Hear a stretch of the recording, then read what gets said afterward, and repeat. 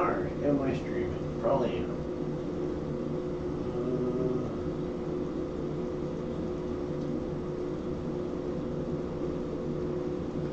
Why is it asking me to sign in?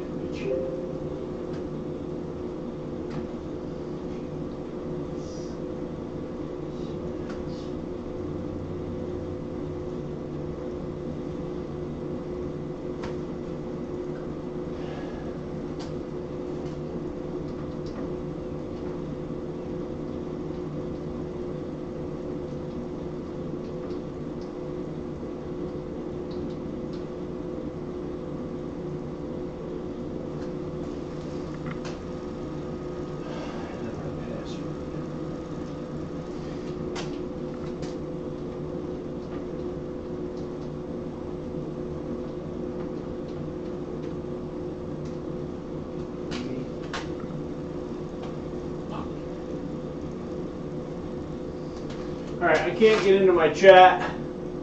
I changed the password. I might have to run up. I wrote it down up in the house. I might have to run up to the house. I'll be right back, guys. If anybody's here watching.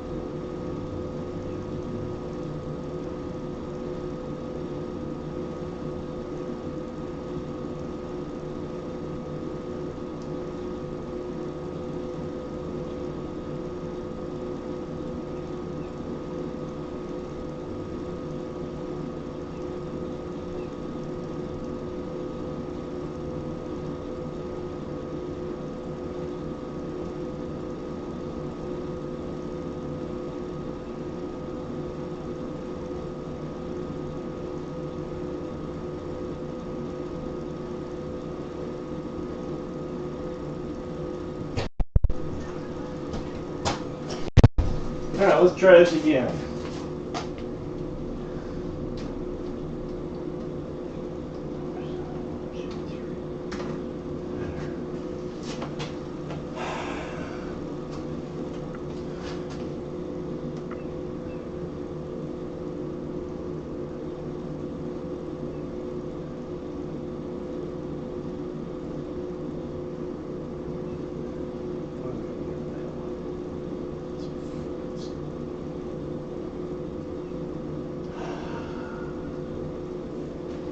I should have the thing coming up on my phone. I recently changed my password and I put the wrong one in. Now it's balking at me and giving me a hard time. I'll be right there. We're going to say G.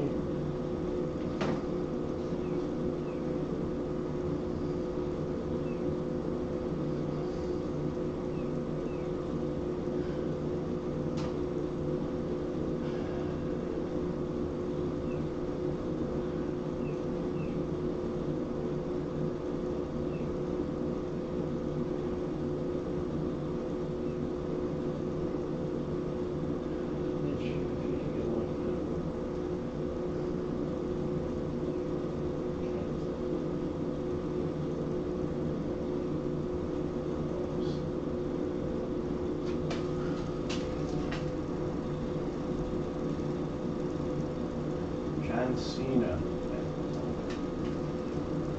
Alright, so, alright, now I'm finally here. I had problems. I had a button that was stuck on my keyboard, so I tried signing in too many times. It locked me out. I had to restart the whole computer a couple times. finally I got back into the computer itself, and then when I went into my my OBS and opened up OBS fine, but then when I went to do the stream through YouTube, I couldn't get into the YouTube chat. So I had to go up because I had changed the thing. So I had to go up and look and come back down. But alright, so now we're ready to go. So I got Trail Dust. What's up, Adam? What's up? I got one of two projects. One, I was going to do a bottle opener. I made a unique bottle opener. I've only ever made one of this type bottle opener, and it was that I sent to Thomas Goodamove. And so I was thinking about doing that bottle opener, and that bottle opener is going to be made with 8 pieces of steel. You're going to stack them up, forge weld them, do some scrolls. That was one option. Another option that I had was a fire poker. And I seen Jennifer Petrilla had made some Christmas ornaments, and she did the basket twist, but the individual bars in the basket twist, she had twisted them. So what I was doing was I was considering trying to do that basket twist, and I had asked her a question about when she forge welded them together, if the twist went up into that area or if she made sure that the bars were square up in the areas that she was forging. She said they went up, she twisted the whole bar basically, and so, but she said she didn't have any problems with it, you know, trapping slag and not wanting to weld or anything like that. Which was my concern, was that it would trap stuff in because you'd have the twist, which has little concaved areas in it that just to me seemed like they would trap slag. But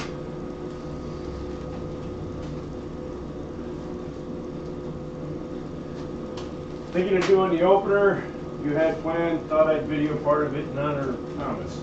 Yeah, I mean,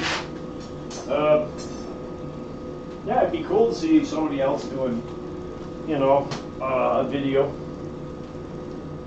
But anyway, so I can do the fireplace poker with the twisted end, and then there was actually a welded on collar to form a head on the end of it. And she did hers in 6-sided, but I'm not that good. If I did it, I'd probably do either square or octagon. Or I can do the bottle opener. So, kind of up to you guys. Okay. But either way, I will need a tape measure for starters. That one's a little too short for the bottle opener. Or for the, sorry. If I decide to do the fireplace poker.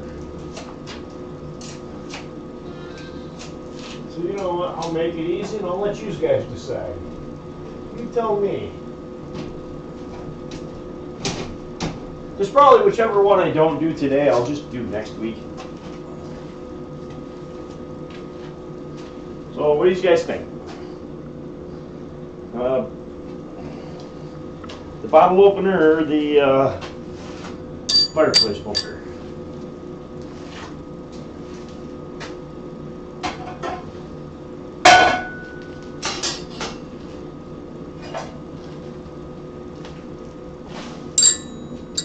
A little longer, but training it.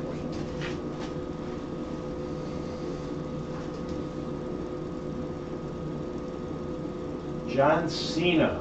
Oh, you can't see it. All right, gotcha. Took me a minute to get the reference.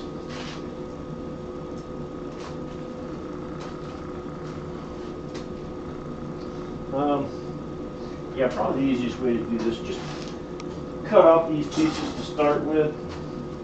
right on the saw. You're not going to see it. It's out of the frame, but you know, basically I'm just going to put them in the bandsaw and cut them. So.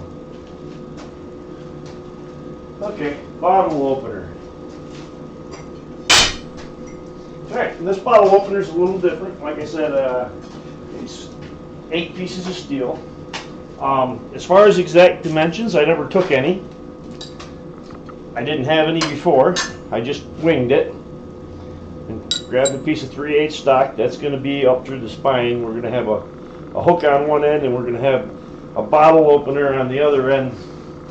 Kind of like the keychain bottle openers, where you got just a little thing that sticks down and catches the bottle cap. So I'll have to remember how I did that. But when I did it last time, I winged it that time too. So just went as I go. So the first thing I'm going to do is I'm going to have a bar up the center. That's going to be the actual bottle opener. I could stop with that. Once I make this bottle opener will actually open the bottles perfectly fine. Everything else that's going on it is ornamentation. So I'm going to start out. I'm going to cut. That's a piece of 3/8 square. Like I said, length was not critical. But I'm going to start off with 3 pieces on each side of, this is 1/8 inch by 3/8. And I think I'm going to start with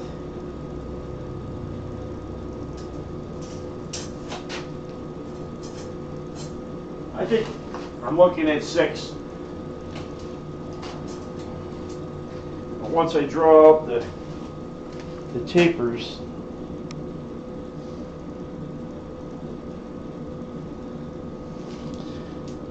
I can't decide whether I want to do 6 or 5. 6 seems like it's too much, 5 seems like it's not enough. So you know what?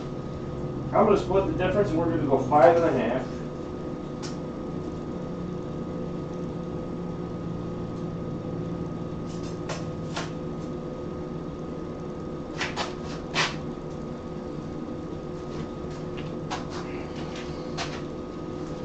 I do have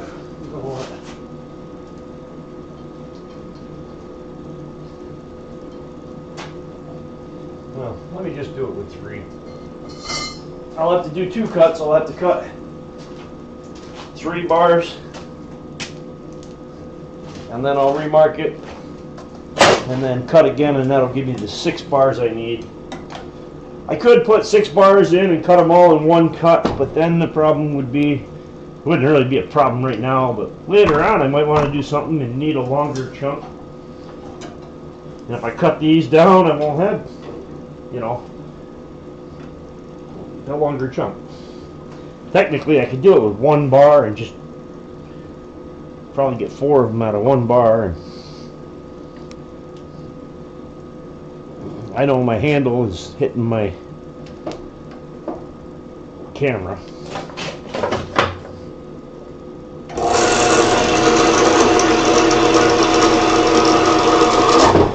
Alright, there's 3. Unclamp it, measure it again. 5.5 inches.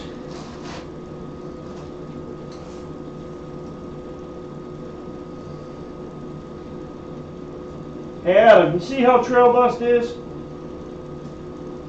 He tells us what we gotta make and then he goes away and doesn't watch anyway. Yeah, and I tell you, the nerve of some people. Alright.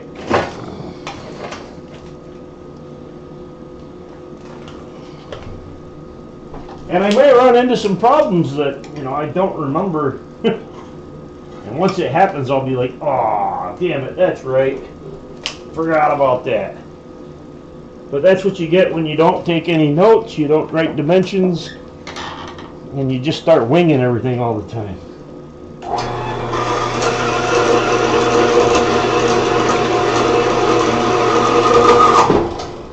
And yes, if you didn't have the bandsaw, you could just cut them pieces. It's not a big deal with the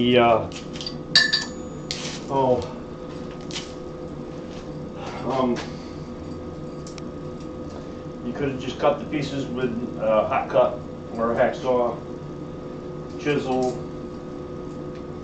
Like I said, these pieces are just pieces of 3/8 by 1/8 inch. Now I see some guys that have done these and that do little scrolls and decorative elements and stuff, and they'll take like a 1/4 inch bar and flatten it out so that it's round on both sides. But I'll take that. We'll get a piece in the fire here. 3/8. Uh-oh, what are we helping with? What is Adam doing to you down there? Holy cow.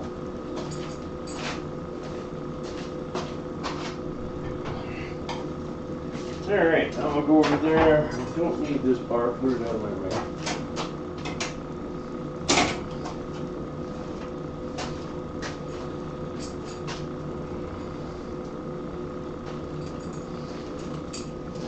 Alright, so now what we're going to do is, the first thing we're going to do is we're just going to taper both ends of all these bars out.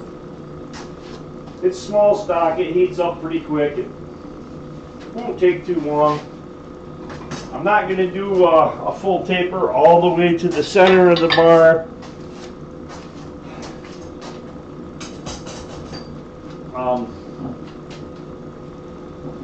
You know, yeah, I'm just not going to do a full taper all the way to the center of the bar.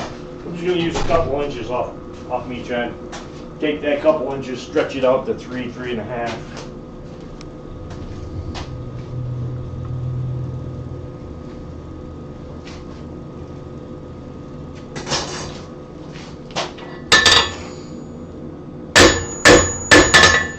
So what I do is I hit, I'm going about the width of my hammer face.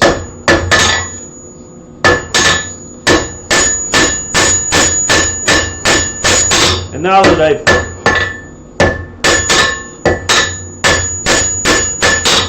put that first hit in it, I can see where that taper started, where my first hammer blow was. And then stretch it out to my desired length. And I'll just pick a spot on my anvil, and it might be down on the end near the tail probably. And I'll go from like the edge to one side of the hardy hole, or from the edge to one or the other side of the Pritchell hole. And I'll just pick a reference point and stretch that to make it that length.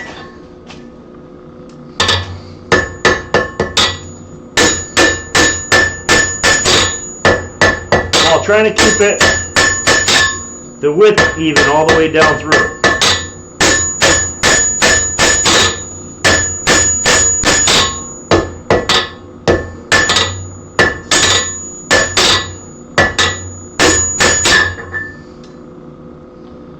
So what I'm doing is I'm going from this edge, I'm lining up where I started my taper, right about there, with the edge. And I'm going to the far side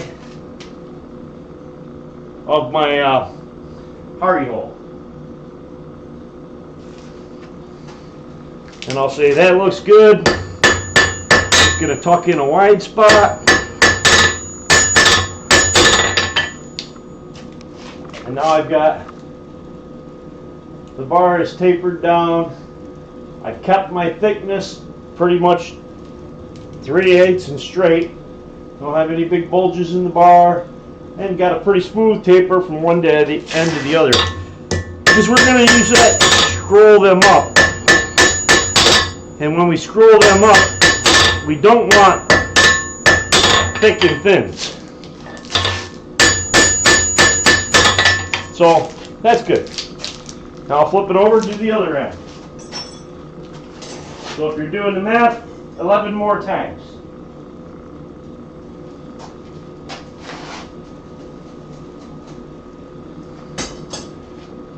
So that's going to give us 6 bars tapered down on both ends so that we can do our scrolls.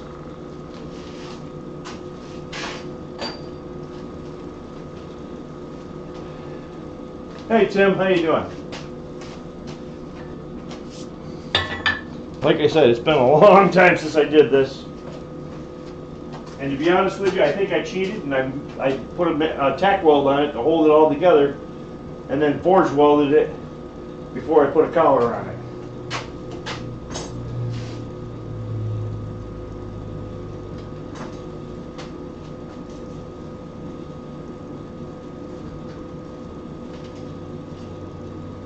Alright, grab it. Start with the bolt.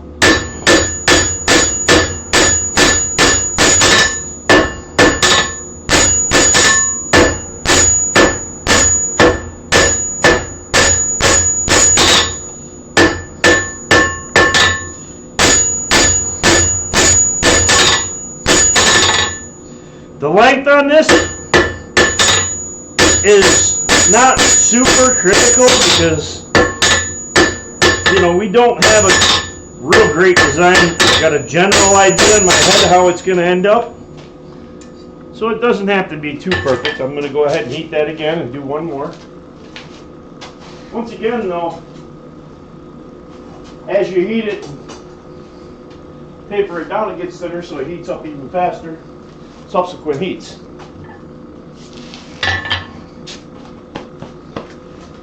But yeah, I sent, and one of the things we're going to be using as well is scrolling tongs later. So,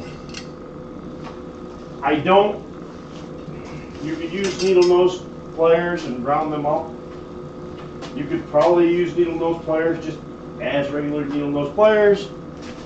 Not sure how well it would work. Trying to look and see where the start is. I don't want to go back beyond that start line.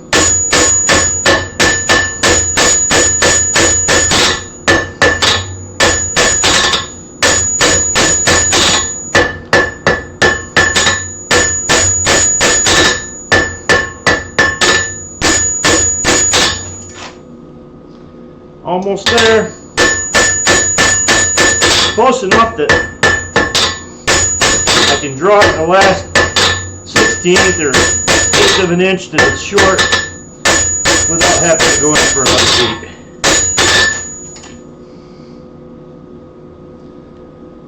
I don't know if you can see it. You probably can't. Right here, when I first hit it, yeah, you can see it right there. Right in that area. You'll see a little dimple. That's from the edge of my hammer right there. Kind of tipped it back to give it a little mark on the first hit so that I would know that was my starting point. And then I never came back to the other side of it while I was hammering out. So I have a reference point that I can line up with the edge of my anvil over to my the far side of my hardy hole. Now just straighten the whole thing out lengthwise. 1 down, 5 to go. I haven't done it in a while, but after I do a couple and get used to it, I'll probably get warmed up a little. I'll probably be able to do a couple of these in 1 heat instead of 2. I say that now, but it'll probably take me 3 heats because I said so. Then I have to figure out what I have for material that I can use for my collar, because I'm going to want it to be thin, probably 1/8 inch thick, probably nothing more than that, but 3/4 of an inch wide probably. So I'll have to look up in the rack to see if I got an 8 by 3/4. Might have a piece.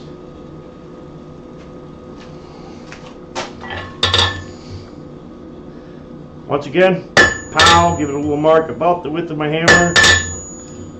That's good. Forge from that mark over.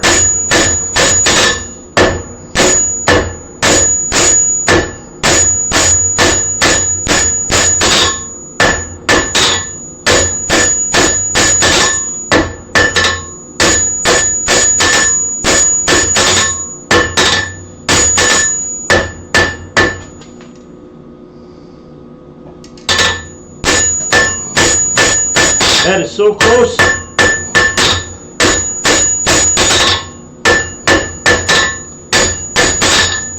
That I think I can stretch it. I'm good. Once again, you can see there's a mark right there where I just put a little divot with the corner of my hammer. I don't know if you can see it. I mean, I'm kind of twisting it so that maybe you can see it. Yeah, right there. Right there. So that you can kind of see that divot, so you'll know what I'm talking about. It's just the faintest of marks, and it gives you a reference to know that I'm starting here and I'm taking that much material and drawing it out that. If you keep track of it, then you can make them all the same, or in this case, reasonably close.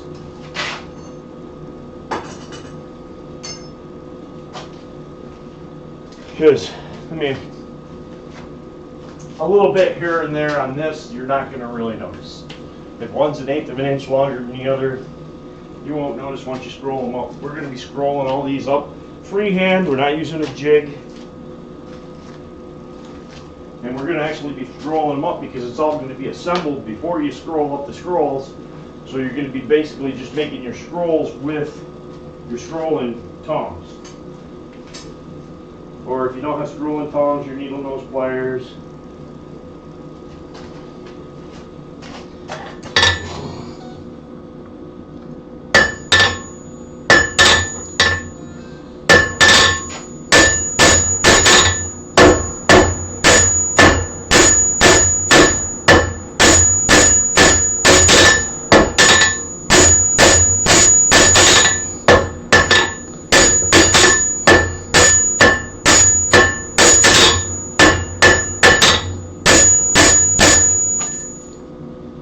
Looking.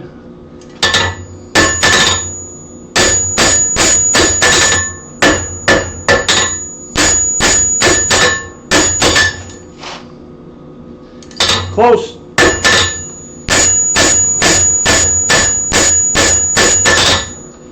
I'm not folding it over, I'm not bending it. If I was working wrought iron or something, I would have to go back and heat it, but just stretch it out and get that last 1/8 inch or something. You can almost do it completely cold, which is what I'm doing right now, because she's pretty much lost all its heat.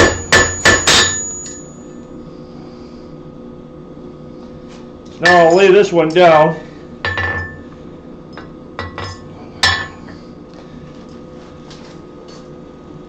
Grab my first one. Lay that one down and say, okay, my first one is actually probably almost 3/16 longer than the next one. So I will take this, heat it up, and taper a little bit more on that end until I get it to match that first one. And when you're laying them out and you're trying to get, all 6 of them to match, make sure you're all matching. The next 5 you're matching to your first one, because if this one's an 1/8 of, or the next one's an 1/8 of an inch longer, you say close enough. If you go the next one after that, I go an 1/8 of an inch longer than that. Now it's 1/4 of an inch longer. Whereas if it, mistakes multiply.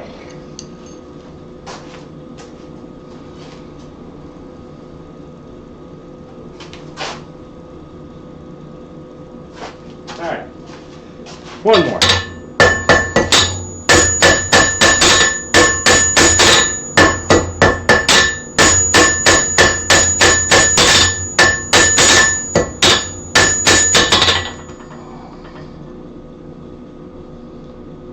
Okay, that looks good.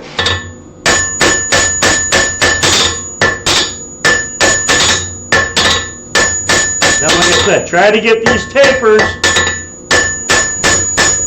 smooth. You don't want them all chunky and, fat and thin, because the smoother they are, the easier they're going to scroll. Because it's going to want to twist more, or, bend easier where it's thinner. Alright, So there's 2. 4 more to go.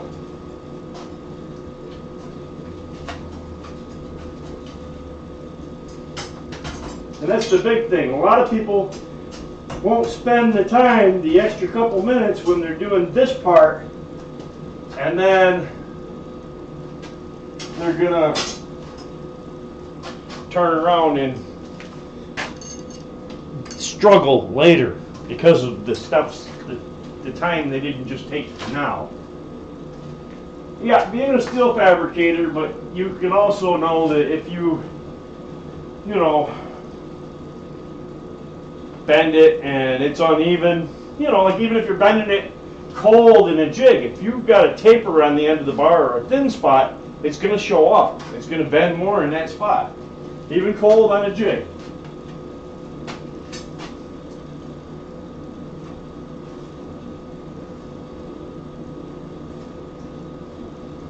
All right.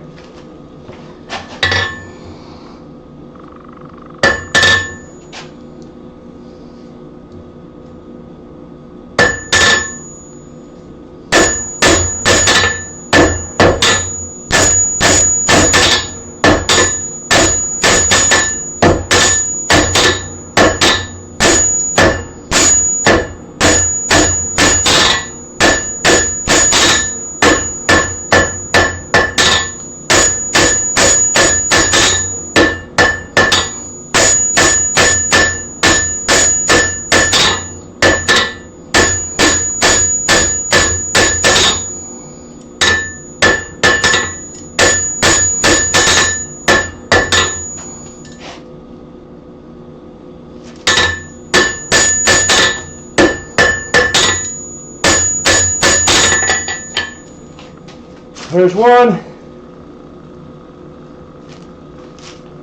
Like I said, try to keep that taper nice and smooth. You don't want it lumpy bumpy. You're going to struggle later if you don't get it right now. But, you know, I can say it 100,000 times, but when I started out, I did the same thing. I wanted to rush to the next step, to the next step, to the next step.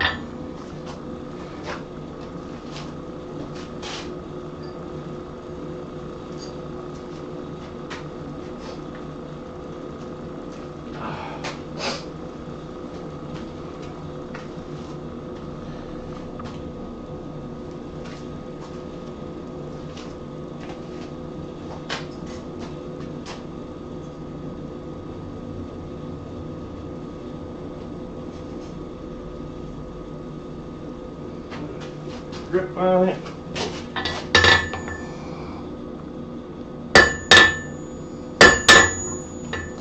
Yep.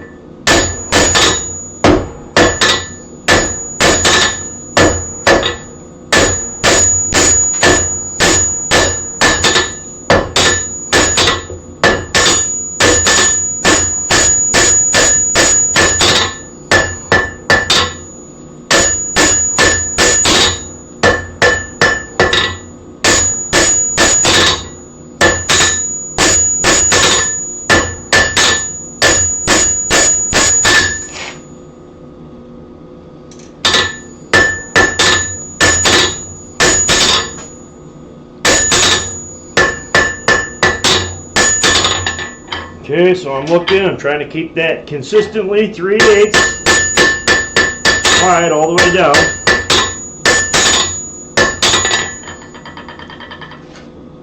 Lay down my other one, set this one down, line it up, probably 1/8 of an inch short on that one, so we're going to draw out a little bit more. Like I said, we're always matching it back to the first one, which I'm setting over there. And then the finished ones I'm setting over here. So I don't get them mixed up, and I'm always matching back to the first one. Mistakes multiply. You didn't miss anything, Adam. Oh wait, no, I mean I did some amazing stuff and you missed it. Sorry.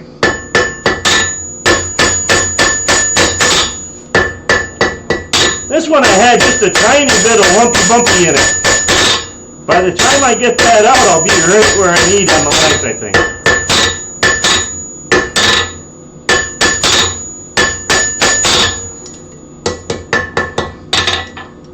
Set it down once again.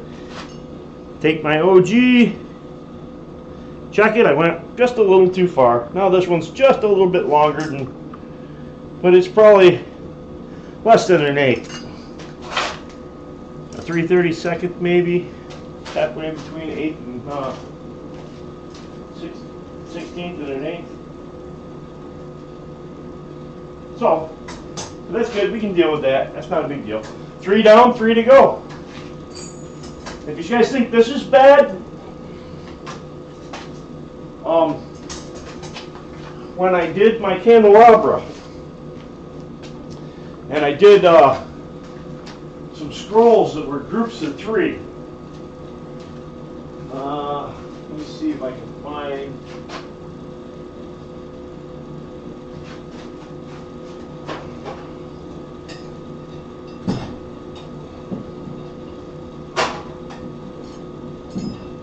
There's one. Oh man, it's up there. Anyway, I had 3 scrolls. I had one that was like that, another one that was inside that scrolled in, and then another one that scrolled out. And there was all 3 of these, so that every one of them had a taper. So you had 6 tapers for the top scroll, 6 tapers for the bottom scroll. So you're at 12 tapers. And you had 16 bars. So 16 times 12, how many is that? And that was just, oh crap. Yeah, sorry. Started to burn a little bit, but I caught it. We'll be all right.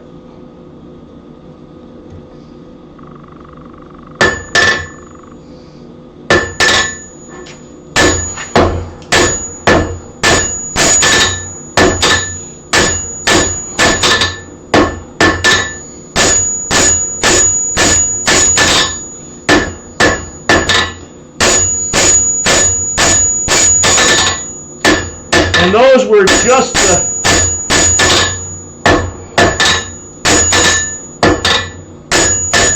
the smallest scrolls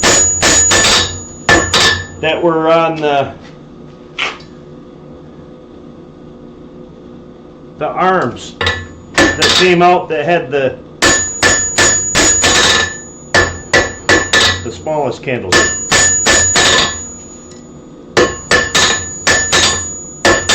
And then some of the scrolls on there, I think some of the scrolls actually had a scroll that was 4 scrolls packed into one.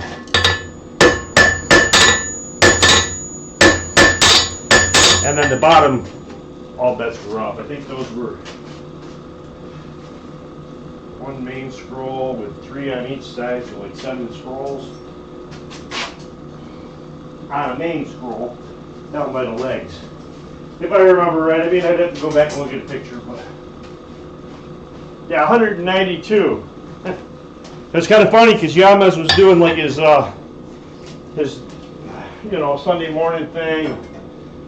He'd do a Sunday morning thing, and I'd be like, yeah, I got to go out and make 192 tapers on the bars, so that I could make some scrolls for my candlestick. And I just kept calling it a candlestick. And nobody really had any idea how big it was until quad state.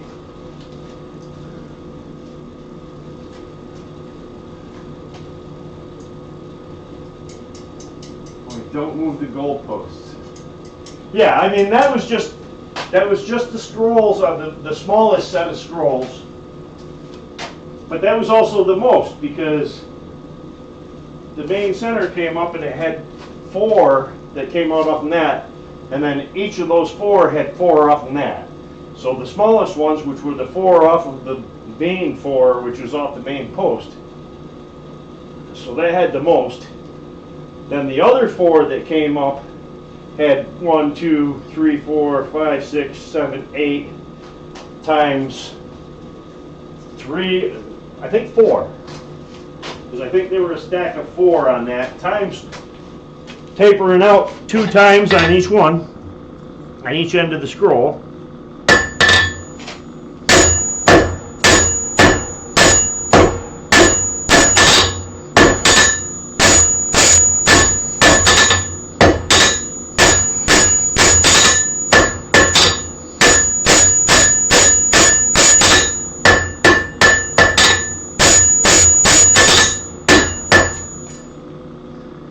Over here,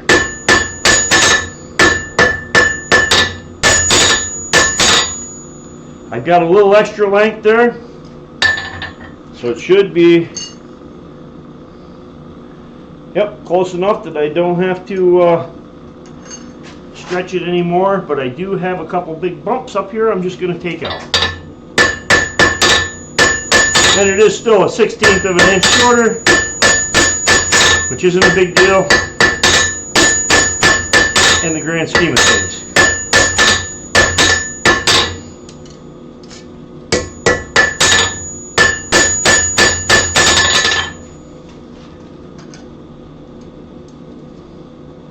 Yep. What's that? That's 4, 2 to go. I know, it's so exciting, isn't it? Like I said, when I did that candelabra, I'm only doing 6 or 12 tapers. So you can imagine, and I think I did at one time, I went out that Sunday and I wasn't doing the scrolls or anything else. All I was doing was I cut my pieces to length in the bandsaw, and I spent that whole entire day, you know, well into the early evening. The only thing I did was taper it out 100 and I think I did a few extras, like 196 bars or something.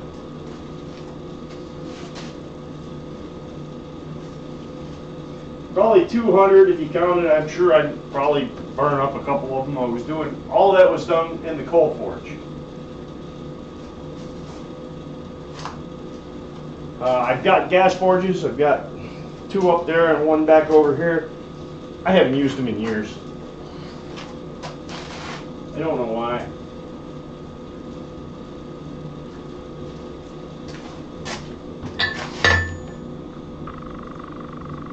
Okay, put my mark.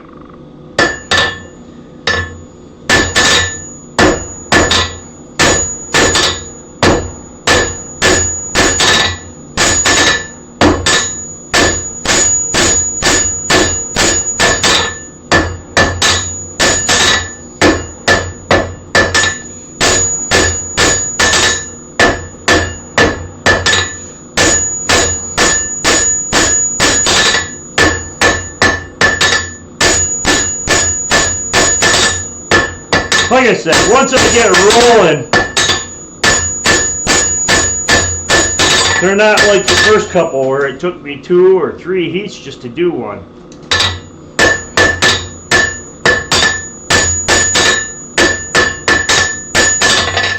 So there's your taper. That one's got a big notch. It's easy to see on that one. We're not worried about it. Flip it, put it in. And like I said, when I did that one, I was cranking them out, you know, doing the whole taper in one heat pretty easily after a while. And then it just became repetition and muscle memory. One of these days, I'll have to pull up the picture and I'll figure out, I'm not sure I ever counted every scroll to see how many scrolls there was entirely.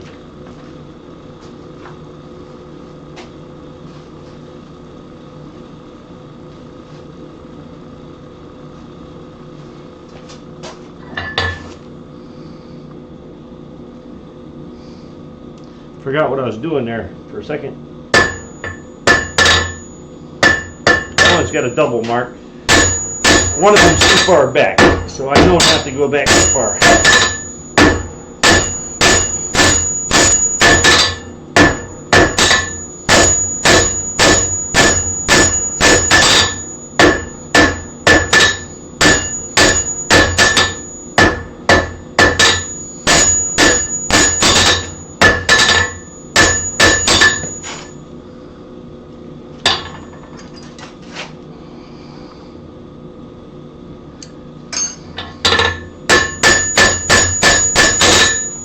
time I get it evened up, I'll be at with it.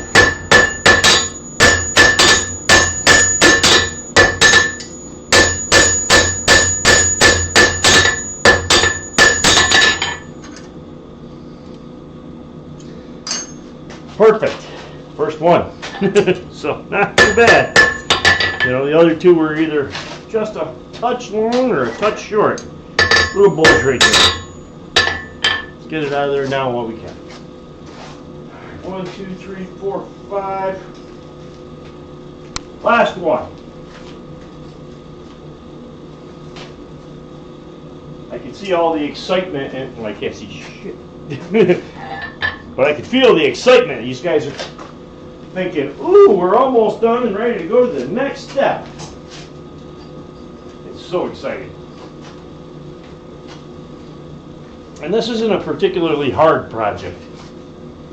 And it was just something that I was playing around at that time that I did it. It was pretty close to the same time. I think it was just before Quad State when I revealed my I think I had half of my candelabra completed, and Thomas had said something about exchanging the touch marked bottle openers to me, and I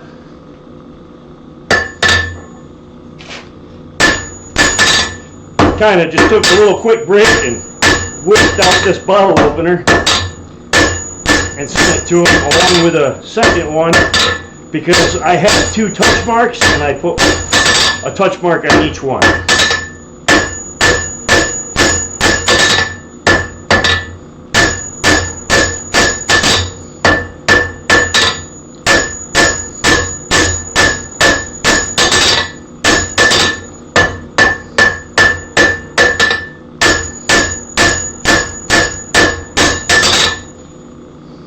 And anybody that knows Thomas knows that he had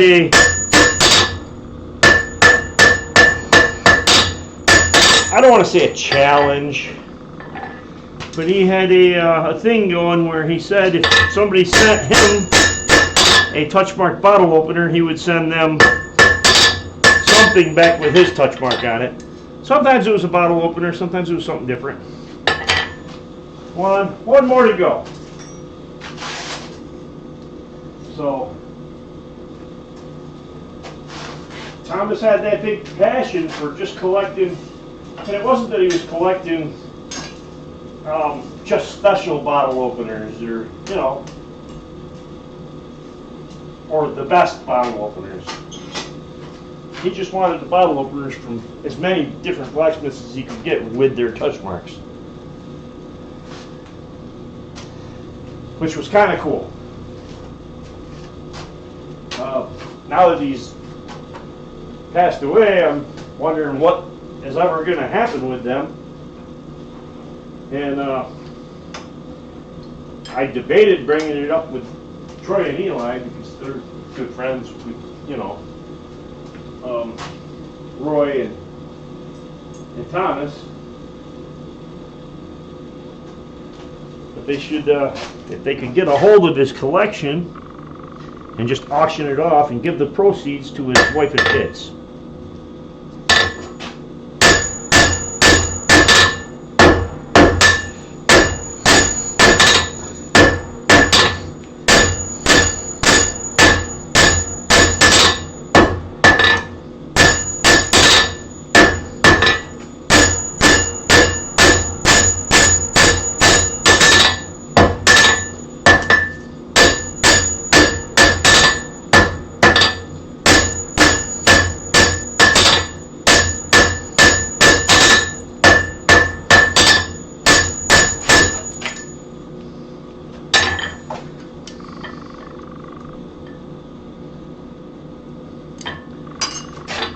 Get another 1/8 inch.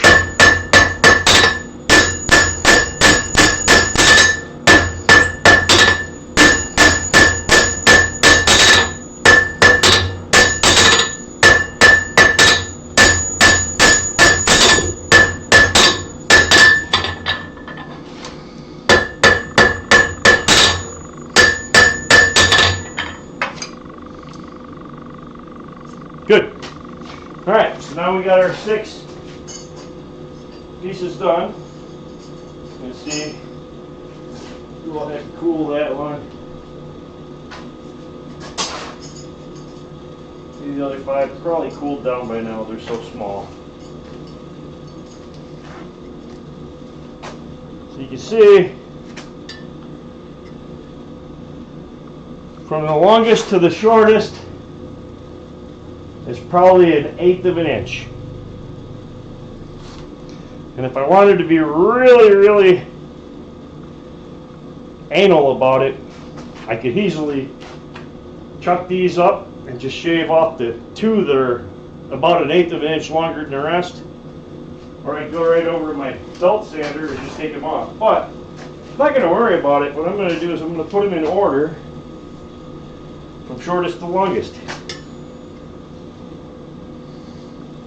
Then I'm going to say the 2 longest are going to be the innermost. Then the next 2.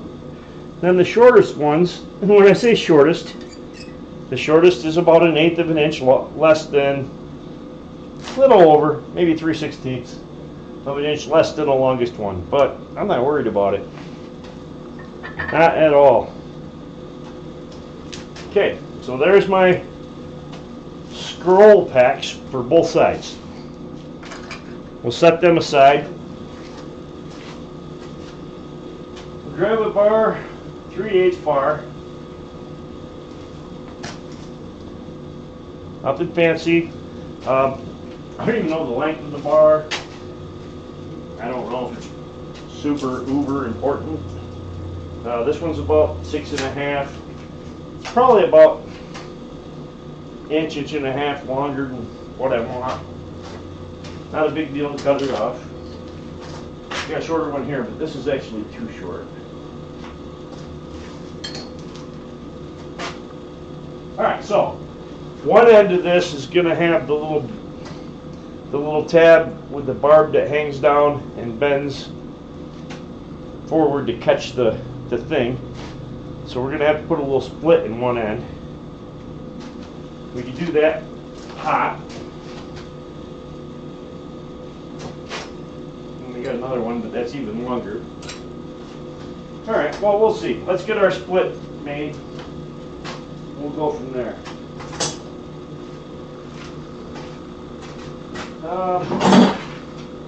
Several, different. You could use a. I'm going to use just a. This is just a cut and chisel. It's a piece of maybe 1/4 inch thick by 1 inch wide. I think it's a piece of tine. Spring tine off of like a hay rake or something like that. I remember when I got it, that's exactly, it was flat. Flat bar, somebody was putting it in, but it's almost the same size as, this is like a tine. This one's a little bit bigger than that, but it may have been something different. I'm not sure. It is. I cut stuff with it cold. It's pretty hard stock. And I never heat treated it or anything. I actually didn't do anything but just grind that to a taper. And then heated the back end up to soften it a little.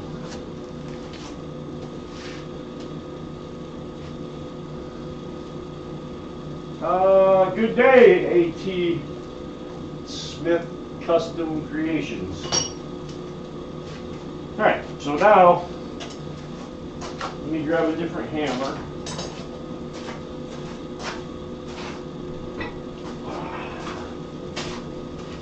Set that up there. I'm going to come out, put it in the vise, and just split down into it. Not very far, maybe 1/2 inch.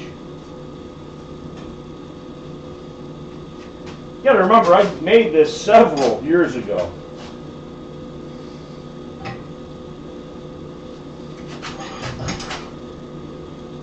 So, I'm going by memory of a one-off that I did pretty close to being centered and straight. Okay.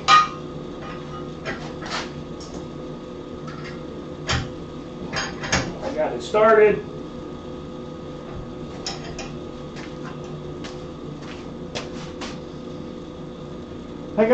I lost a little heat trying to make sure I got it centered and straight. You know, rather than just ramming it in there and, you know, like a teenager on prom night.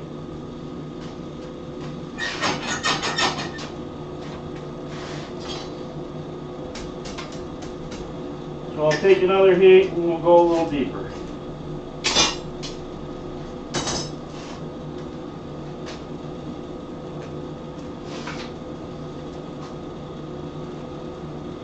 Yeah, A.T. Smith Custom Creations, and I probably should know who that is.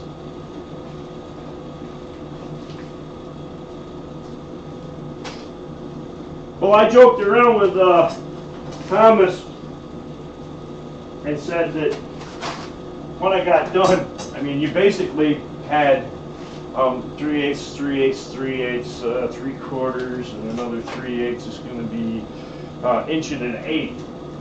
You had a 3/8 by 1 1/8 section in the center of it where the collar wrapped around,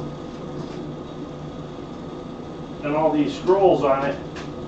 And I told him that it was heavy enough that if the bottle opener didn't work, just take the damn thing and smash the bottle.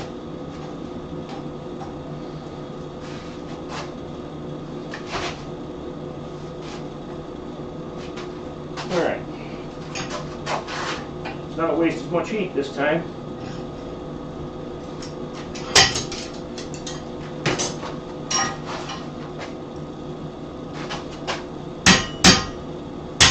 And you see how I'm tipping and not going straight down in the whole time? This is something that you could go ahead and, if you wanted to, it's going to take another heat, but if you wanted to, you could do this by just cutting it with a hacksaw or, you know, bandsaw ahead of time, cutting your slit down in. You can see I'm down in there, I don't know, a good almost 3/8. Maybe one, maybe even two more. I don't know. I'm just going to look at it, see what it looks like. When it looks good to me, I'll move on.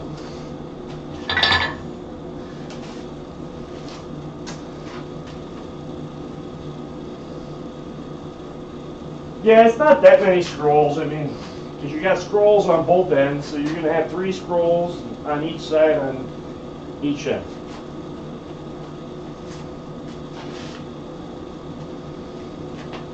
But at that time, I was playing around. I was doing a ton of scrolls. So for me to knock out, you know, a lousy, you know, 6 scrolls when I was doing my candelabra and doing literally hundreds of them,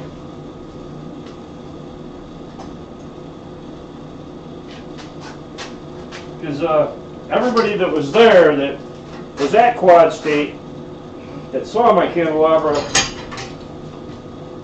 knows kind of how absolutely ridiculous it was. We put it in Yamas's truck and drove up to the gallery building.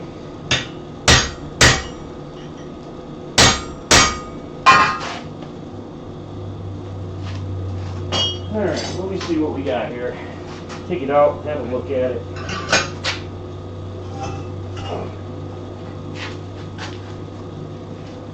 So you can see I'm starting to lean off to one side. So I am going to want to go in and it's not as bad as it looks on the camera. You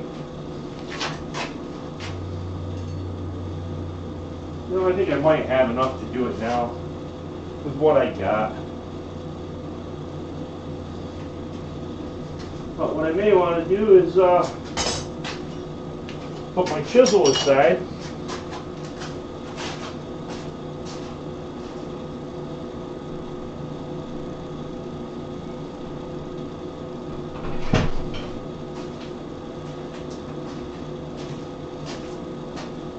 think that would be too big a radius. I was going to put my chisel aside and just run a fuller in there into the bottom of it, but I may have one in the drawer, but I don't want to walk away from this too long and have it burn up. Then we'll have to start this piece over and work. Alrighty, 3 heats in. Where did I put the chisel? Right there. I'm just going to come in and try to bring it back a little.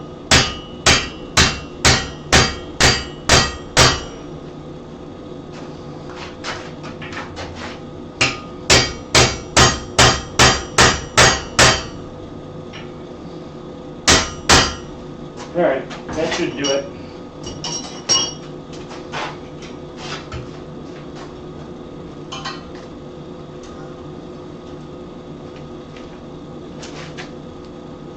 So that's what we got. We got a split on it. We're probably a good 1/2 inch deep anyway in that 3/8 square. I think I'm going to call that good and move on. I'm going to bring it out and I'm going to put it right here on the corner of the anvil. Just trying to taper off the 2 ends.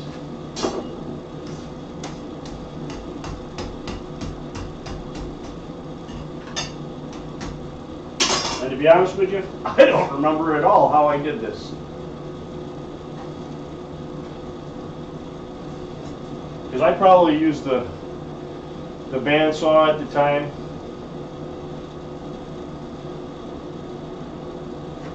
Because I wasn't demonstrating, so it wasn't important to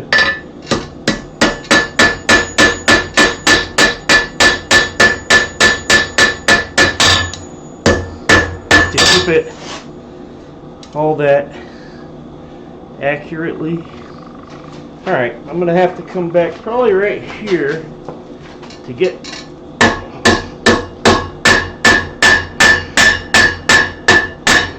good purchase on it as close to that. Because you see it's kind of got a little step right there. You can see that step. I'm trying to get the step out, so coming back and getting some good purchase on it, trying to get as close. So I got to be on a real sharp corner, so I'm on the tail where my corner's sharp. Up here on my anvil, there's different radiuses, but back here it's pretty square and sharp. But you don't really want to use them too terribly much. What's up, Corwin? Because the anvil rings really bad. And you lose a lot of energy.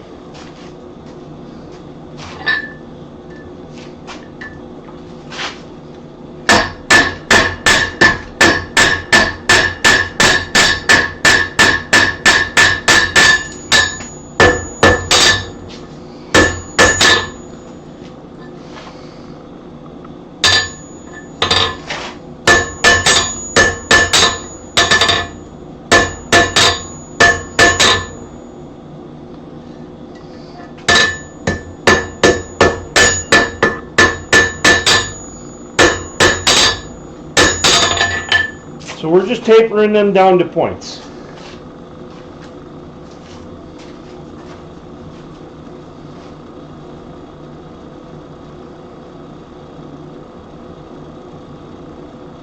So I think what I'm going to do is I'm actually going to grab in my holder so that my bar is running this way in my tongue so that I can hold it there, hammer on the end, and kind of use the corner of my anvil to fuller out the bottom of that cut a little bit.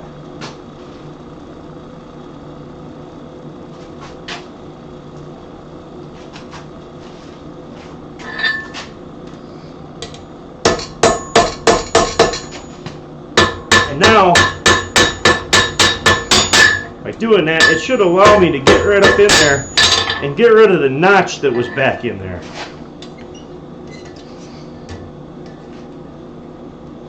Flip my hammer.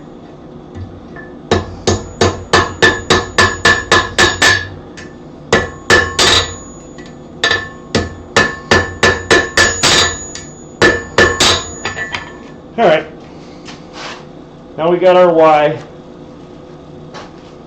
Okay, so this edge will probably be the edge that's sticking out straight, and this edge will be the one that's coming down and turning. So what I'll do is I'll heat it up, bring it over, kind of set it, it's hard to show you, but set it like this, hammer it down, and that'll bring that to a more 90 degree, and then I'll put my bend in it that catches the cap, and then push this piece back straight. Alright, we'll get another heat. And none of this is complicated or difficult forging. Really.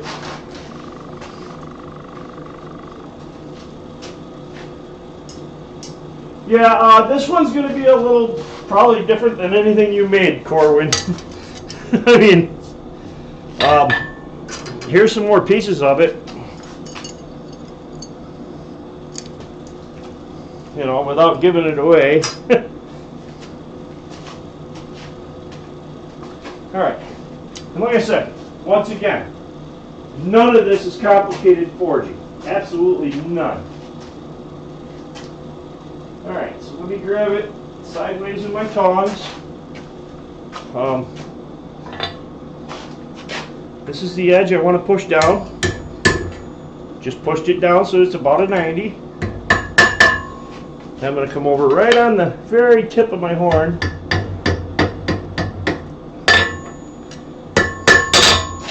And put the bend in it.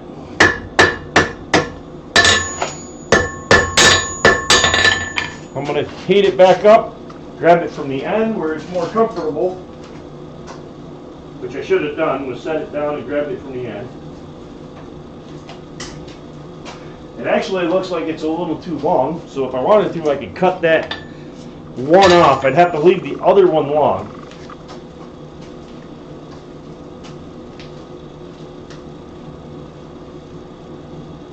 I think I saw them, Corwin, on Discord.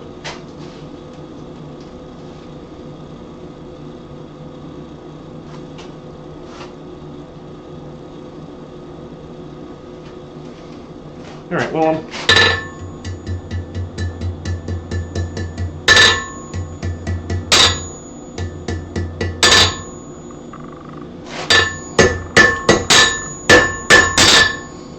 yeah, that end is a little too long. But it'll probably work just fine. So I am not going to sweat it. Biggest part is just trying to get that curl out of that very end without damaging everything else.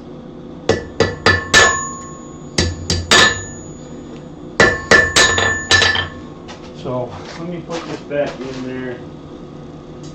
I try to do this without using special tooling or anything, so everybody else has all this stuff and you don't have to worry about it. But once in a while you gotta grab something that you can use to get in there, and yeah, it's gonna have to go that way. Straighten that piece out.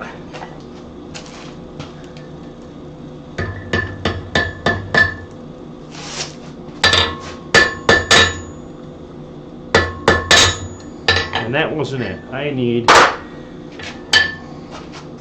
you know what I need is just a flat piece. Clamp it with my vise, and then just push that on it and flatten it. Just a piece of scrap.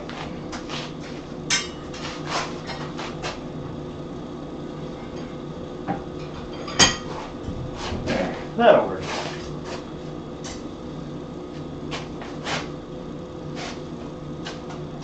And some people would just be like, good enough.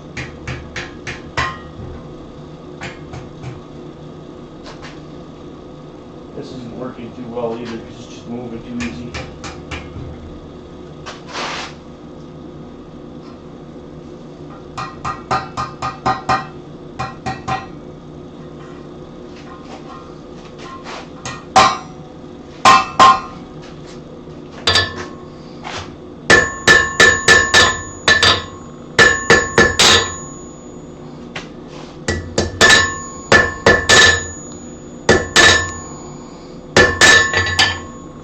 So this piece is a lot longer than it needs to be, but I mean that will grab on, and I don't have a bottle out here to check it out.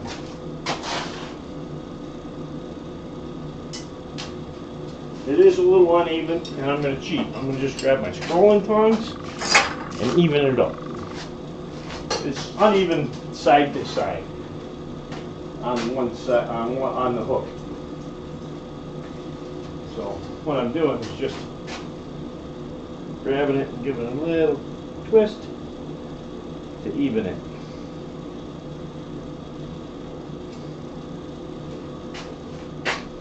I can do the same thing on the other half. Easy peasy. Alright, well that's not as good looking as the one I made, Thomas, but this will work.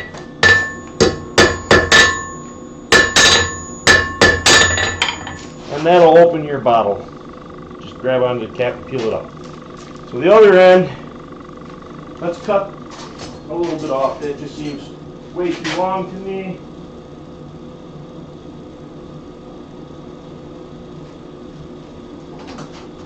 I'm going to take a second to clean some clinker out of my fire.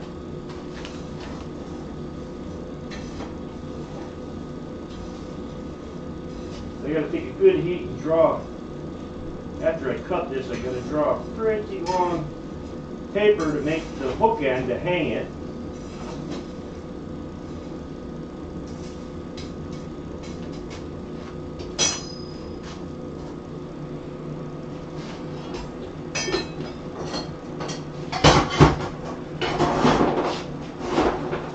I have a horrible habit of just doing what I'm doing and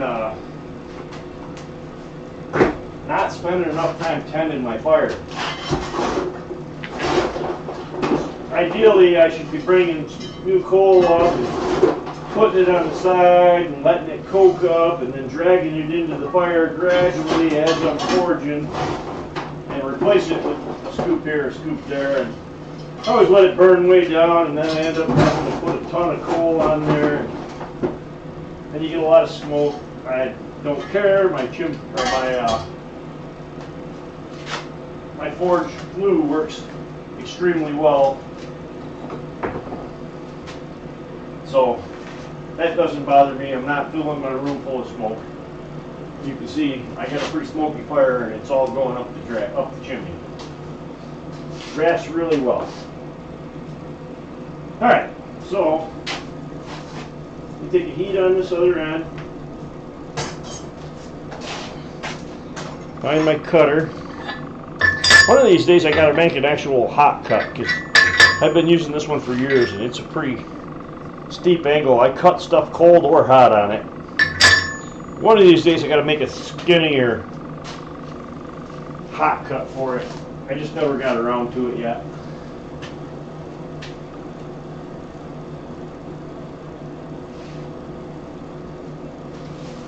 Alright.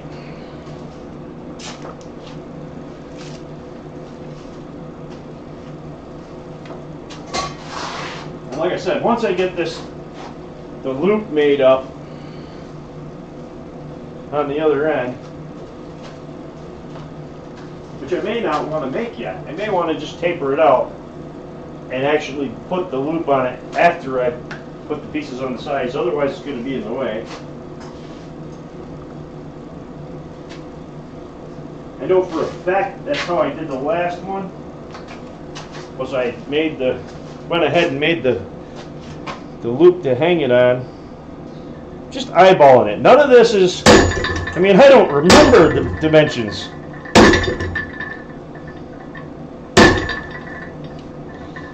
From the last one.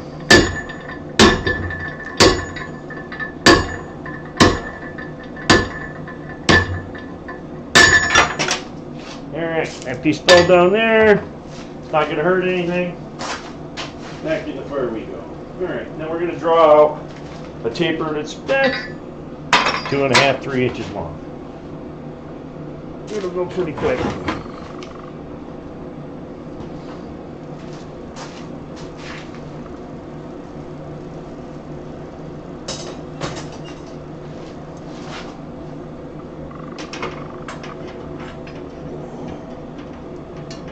guys can't see it, but that piece I dropped fell down in next to a plastic bottle.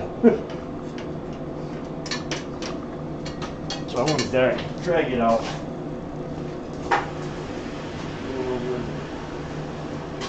Alright, we are hot.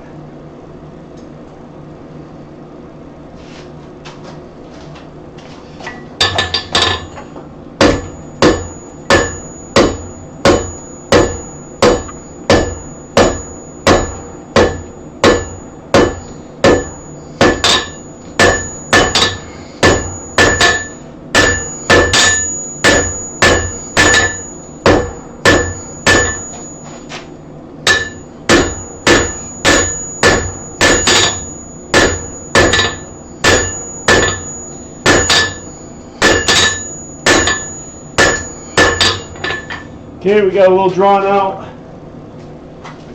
I'm gonna take another heat, draw some more out. No, I probably would have been better off leaving that chunk on because this does look like it's gonna be a little too short now. Like I said, I made one a few years ago, didn't take any measurements, didn't write anything down, didn't take any real measurements when I did that one. I mean, it was just freehand grabbing pieces and going, yeah, I think this is what I need. So it makes it difficult several years later to try to repeat it,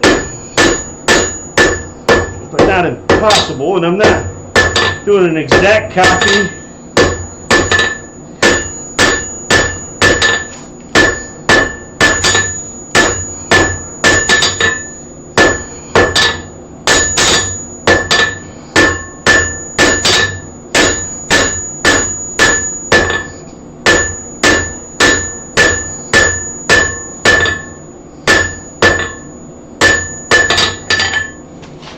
See, we're tapering down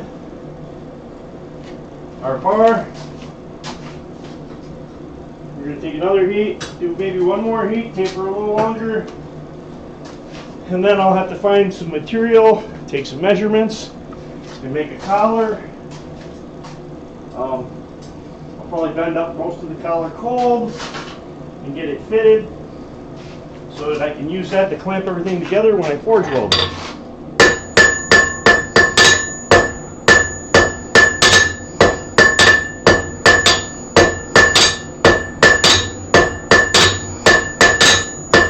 Once again, this is going to be bent into a loop, so when you're doing stuff like that, you want to make sure that your tapers are nice and smooth, because later on, the smoother that taper is, the more easy it's going to bend and form nice, smooth and flowing curves without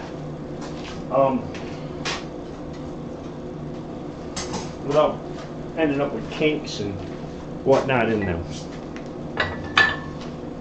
Alright, I may have made that piece a little too short, so what I might do is come back and just taper out a little bit more to give me a little more length.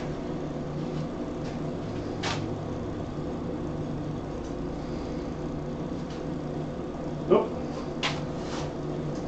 That's after I burnt the end off. Just the very tip.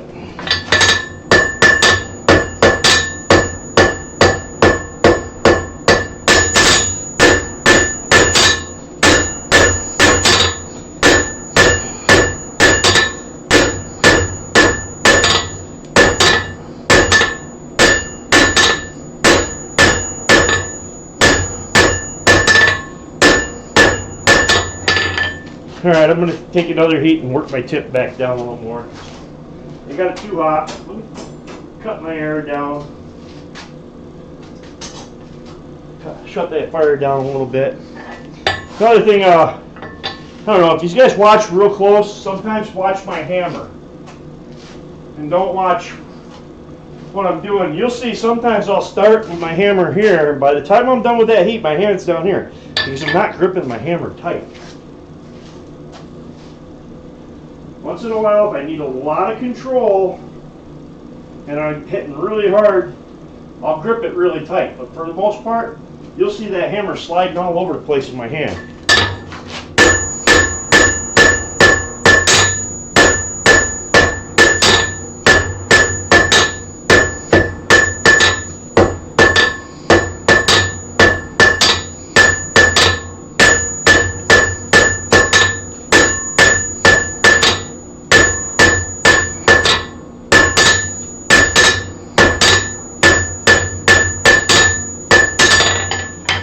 All right.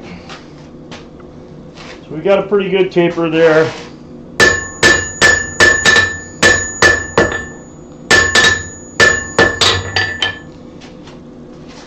All right. So I'm going to cool this piece down right now.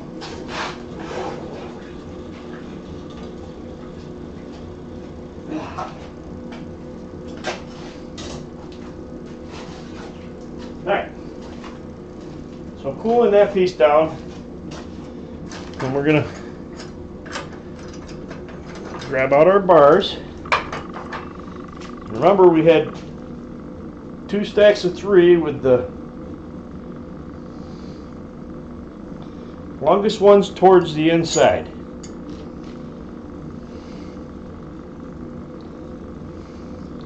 Those bars are going to get collared on there and forge welded right around the halfway point.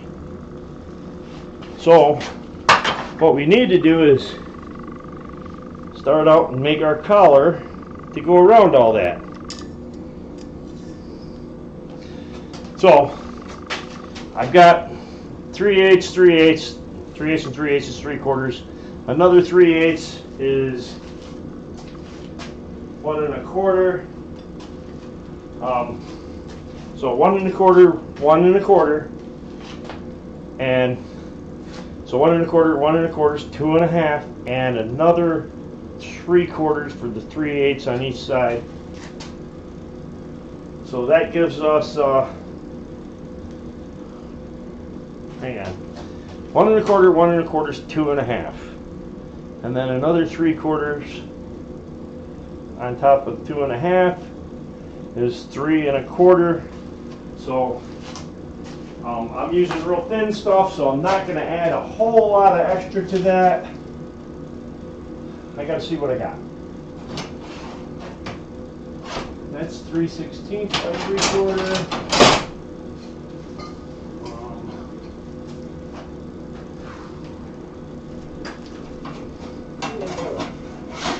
Piece up here. What is this? What is this? This is 1/8 inch by half.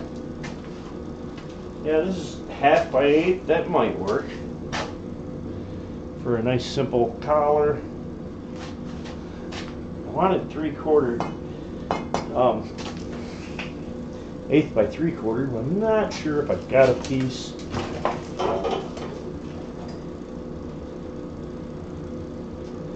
I know I had some because this is 1/8 by 3/4 and it's laying over there on my surface grinder. Let me look at my rack real quick.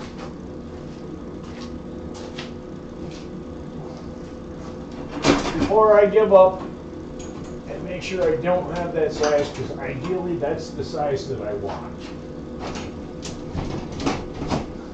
If I don't have it, I will move on. We'll use a different size. It's not the end of the world.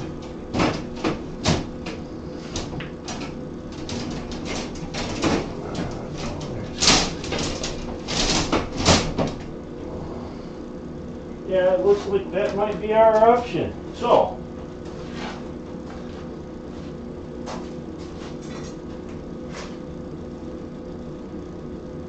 here's 1/8 by 1.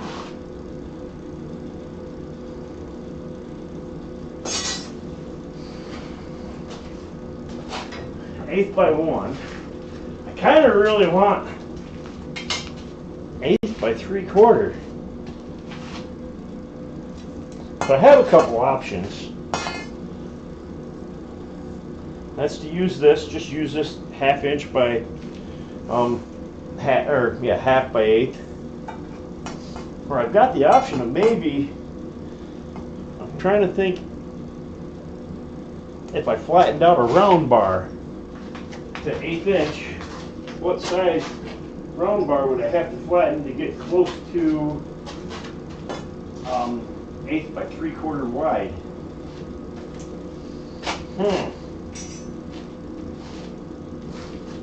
Not sure a 3/8 round would be enough.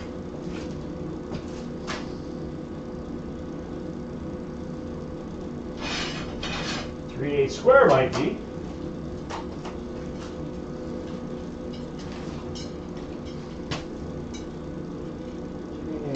You know what I'm going to try? Let me just experiment. I know that I need like 3 inches of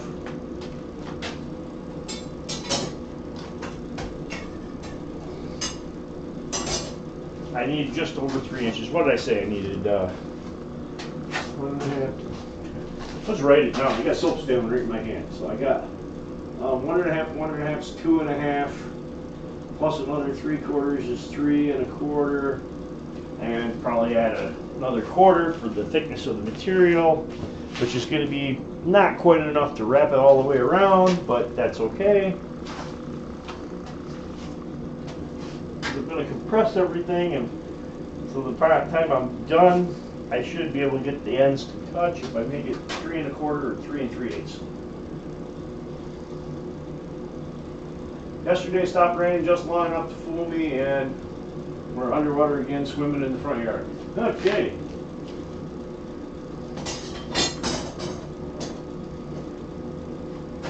Okay. Whew.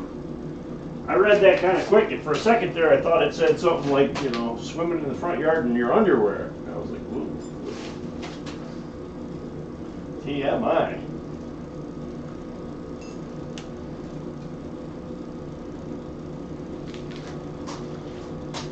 Alright, so sometimes this isn't, you know, uncommon. I mean, for me to make up, say I want this particular size stock and to grab something else and make that size or close to that size on the fly. I mean, if I have a huge amount of it, I'm not going to do it that way. I'm going to go buy what I need.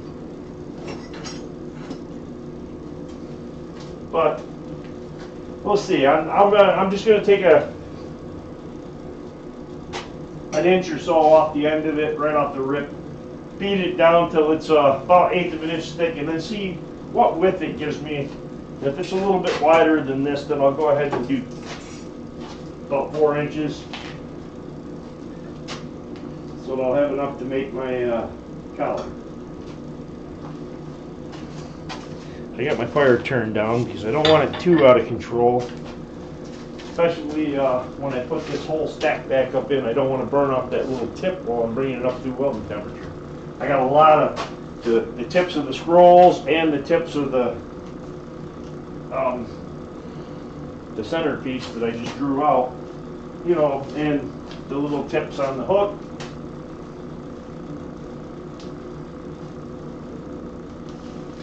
Aha! TMI! TMI! Alright, let me flatten some out and see what I get for wood.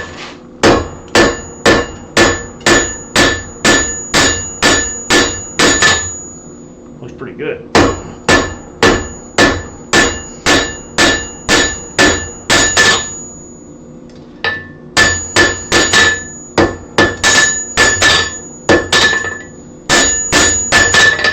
Alright, so you can see I'm down about 1/8 of an inch. I just took it down to 1/8 of an inch. That's 1/8 of an inch there. So you can see I'm pretty close. And I wanted to see how wide and if I could get it a little wider than what this was. And it is. So I'm going to go ahead and do about 4 inches of that. And use that instead of this.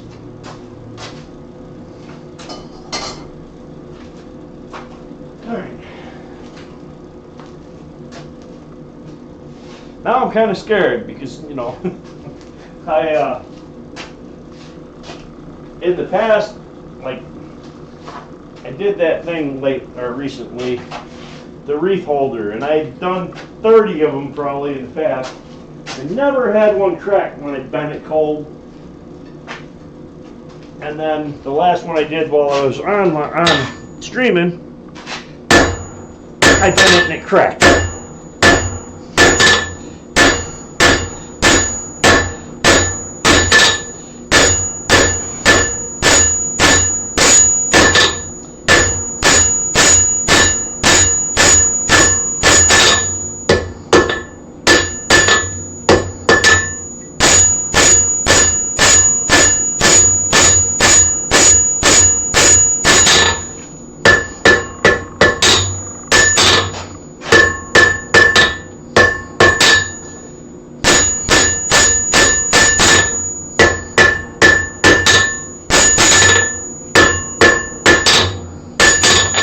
you can see, I'm bringing it down. I've got plenty there. That's 4 and some change long. So you can see I'm bringing it down, and I'm trying to get it down to 1/8 inch. Pretty even, and I'll even these lines up. Right now that's just the first heat, and it's a little rough. Kind of glad I took the extra minute and just tried it instead of just going with that other size, because it just seemed a little small to me. And sometimes, like on the one that I did for Thomas, it was actually a 1 inch wide piece, but I was using my bigger touch mark on it, so I needed that space. And then the other one I did was like a bulldog, which I put my smaller touch mark on.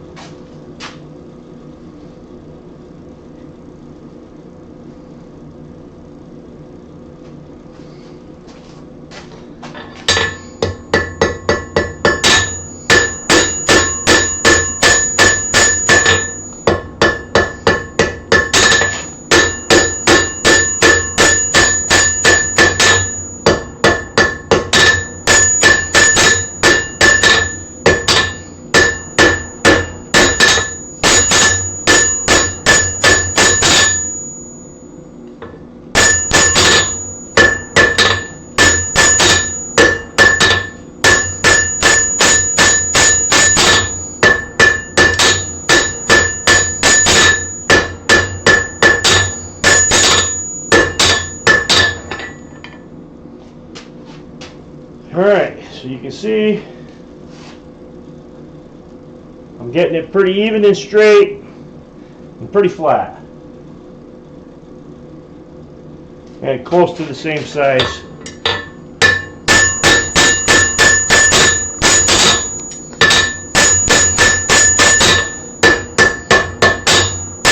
I wanted it really flat and dead even, and I was that worried about it. I mean, I've done it hundreds of times. Some might consider it cheating, but I've just walked over to the power hammer, put it in there, and go pop, pop, and it's flat, even, the same from one end to the other. I'm going to do one more heat on that, just trying to get it a little bit closer. I mean, most people would probably say good enough and move on. I got a spot that's a little thicker than the rest, so I want to work on it. Then I'll probably take all these pieces, and you'll see me standing over there, but you're not going to really see what I'm doing. I got a wire brush. I'm going to go over there and hit everything good on a power wire brush before I put it all together and try to weld it. Because it's all got no scale on it. Right in this area right here, a little thicker.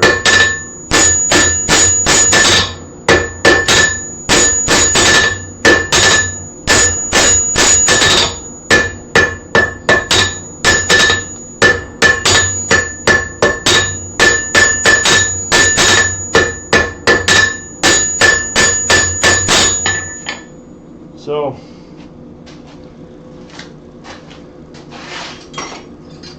now what I'll do, so I'm going to take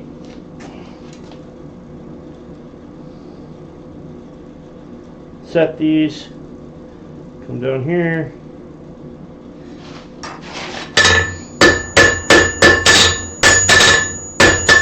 go a little bit, but not very much. I mean, my eyes are pretty, your eyes, not just my eyes, everybody's eyes are pretty darn good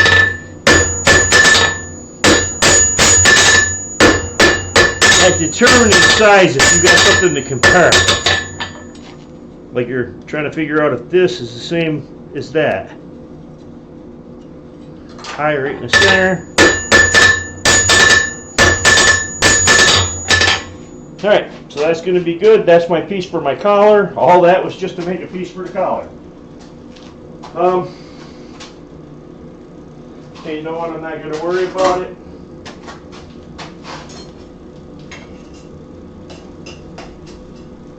I mean, I could have taken and been wire brushing this all along, and then I wouldn't have to go over there if I'd have been wire brushing it vigilantly. But I wasn't. So now I've got to pretty good layer of scale built up and that driven scale in. Not a lot, but just enough that it's gonna give me a headache when I'm doing my my weld. So I'm gonna take these pieces over and I'm just gonna wire brush where the weld's gonna be real quick.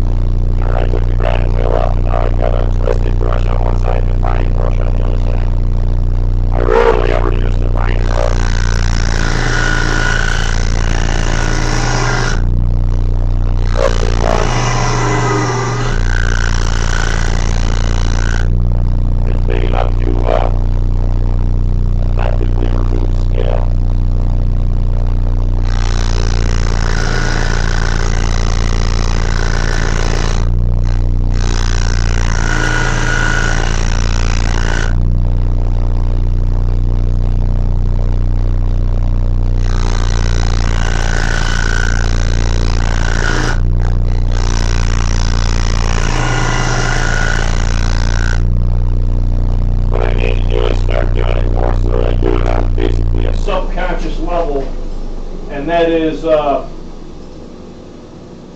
know, while I'm forging, start using my, wow, they got hot just from the wire brush. Start using my wire brush more so I don't have the scale build up while I'm doing the forging. You can see all I did really was wire brush just the center part where it's got to weld together. Alright, let me wire brush my collar material.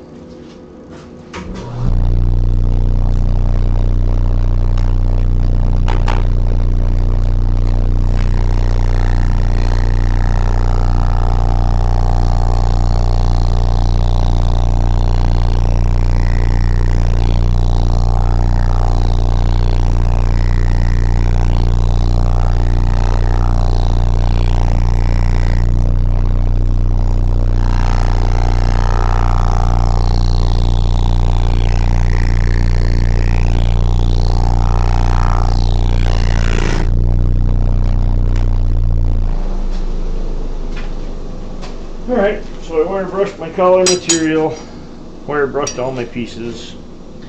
I gotta realign them because they got scrambled up. Yep. Longest one's in the center.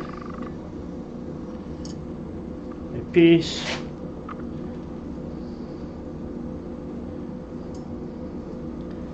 think that looks good. Longest one in the center, the rest stacked up right there.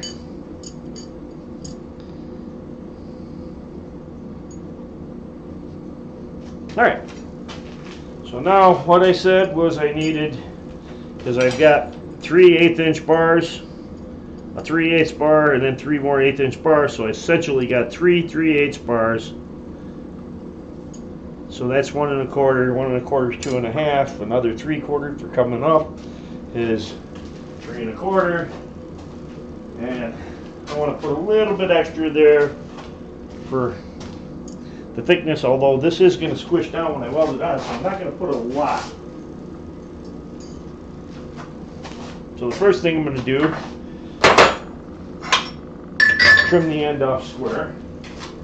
I'm going to do it cold.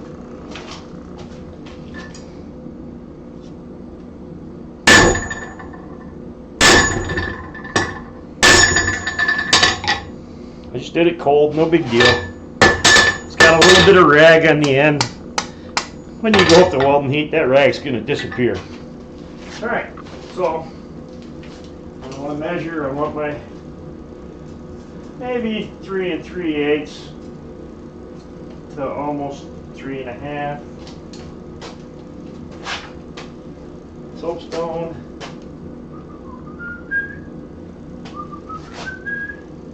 I brought home a whole bunch of soapstone and it's up in my bag in the house. And now here I am looking for a piece here. Let me put a point on it so I can get a pretty accurate measurement.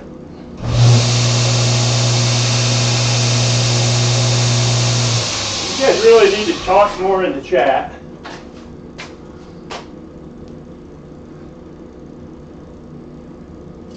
Okay. You guys really need to talk more in the chat because, you know, I rely on you to keep me company while I'm doing this. Otherwise, I just won't feel like doing it. Alright, so I got my mark. I marked it at like 3 3/8. Hopefully it's right. If not, we make another one. It's not the end of the world.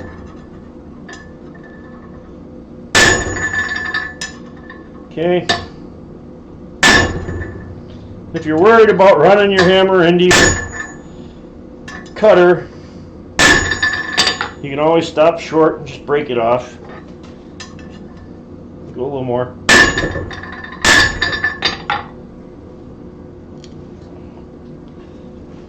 So now we got our material for our thing. We went 3 3/8, so half of 3 3/8 is 1 1/2, and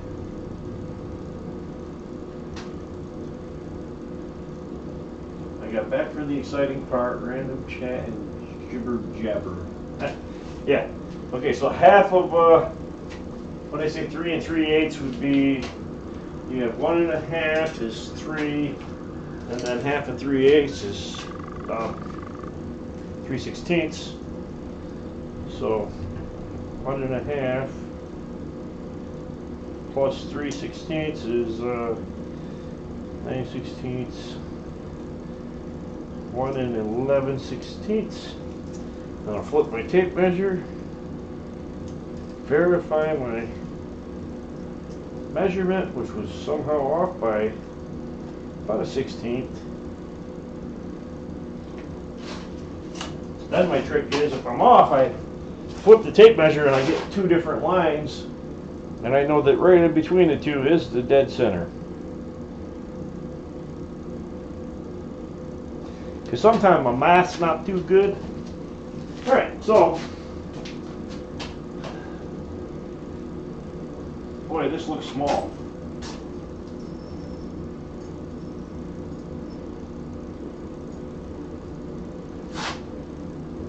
To go all the way around that.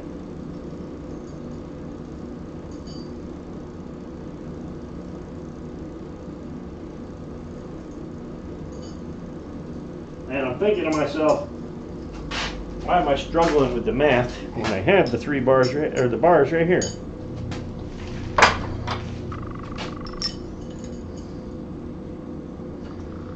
Literally set this on there, center up my center line with the center of the center bar, and come over here and put a line right there and put a line right here. Alright, well, this looks short. It may be too short. it looks short. I mean, I know that I wasn't compensating for thickness of the material, but I was also kind of counting on it shrinking down anyway. So we'll see what happens.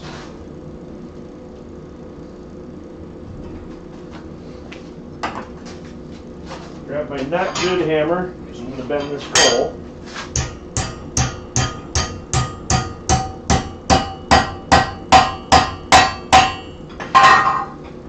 One bit. Of course, you know, the vice jaws are just a little too thick for that.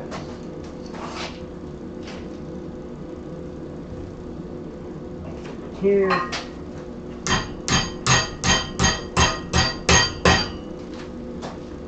Alright, that gets me close.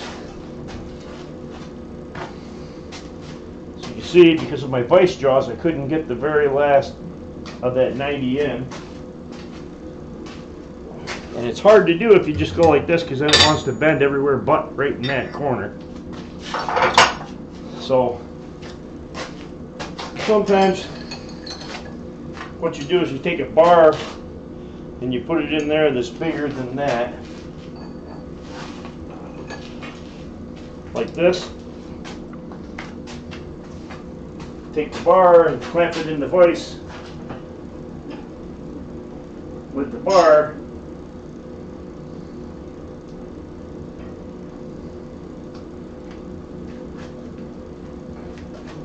And then you can finish driving that down. So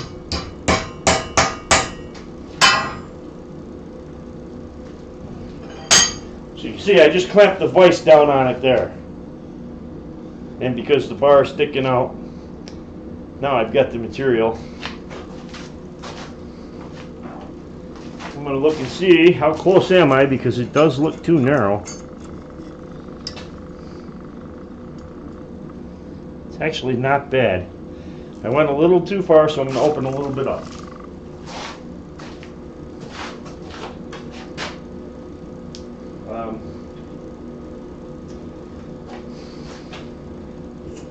The best way to do that without damaging it, probably over the tail.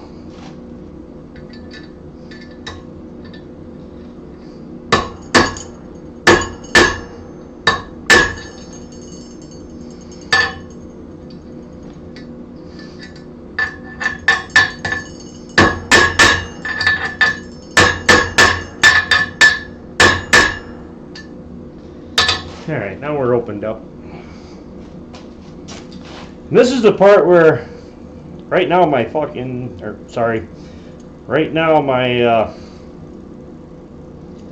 my torches, my oxidation and acetylene torch, I'm out of acetylene. Because if I wasn't, this would be a good time to just fire up that acetylene torch and bend this around this bar. Okay, so make sure I got everything in there good and tight.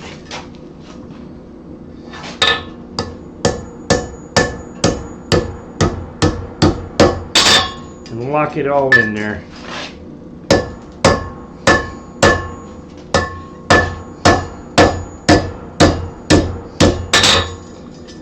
The whole time I was saying that was going to be, or looked to me like it was too short. And it actually wasn't too bad.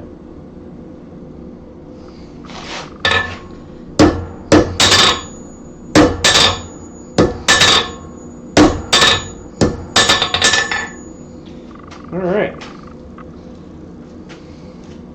Now, I got a little unevenness, so I want to move that way and that way. I'm just going to clamp it in the vise.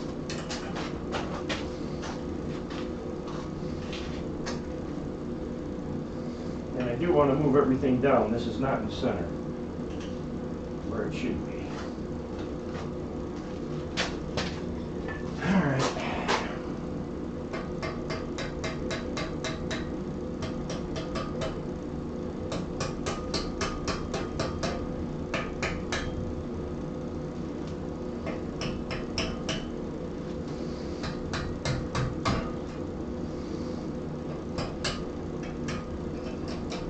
This is the finicky, fiddly parts. That if you don't take your time, it's all going to go to heck on you. So what I'm doing now is just putting that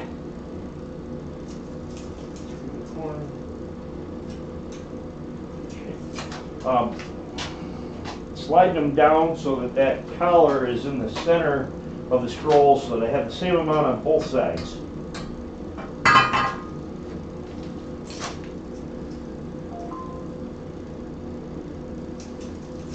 Short of 3, 16th over.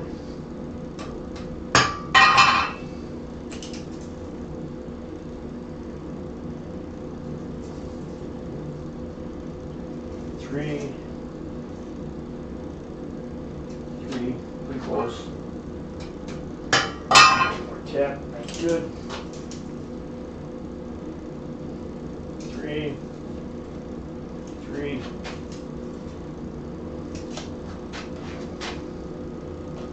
Need to hold them and move this set.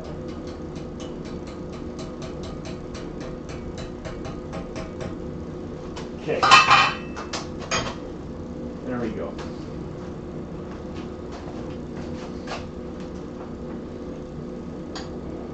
Take it, pinch it right down in the vise.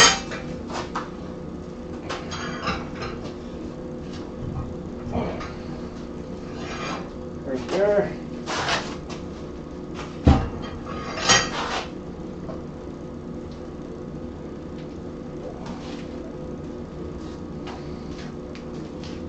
Alright, so now you can see my collar's on there, that length and that length. The collar is in the center.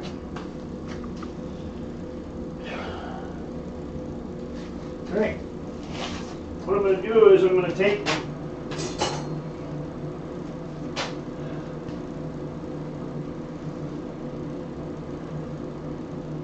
Swedish cross bean. Yeah, I've made a few of them. It's a style I like to make.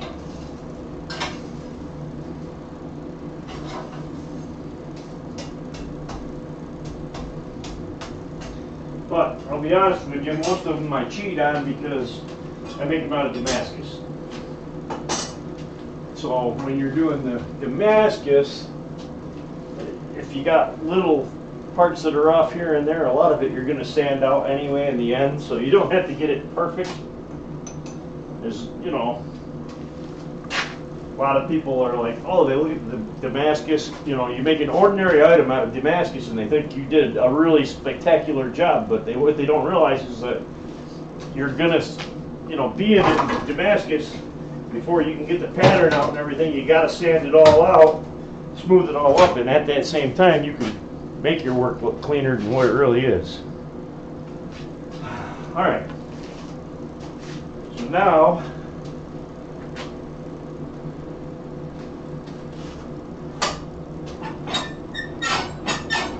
you see I got the air cranked up, got the fire just ripping.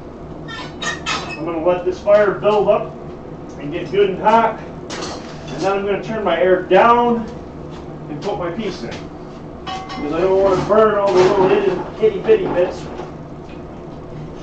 by trying to bring it up the temp too fast.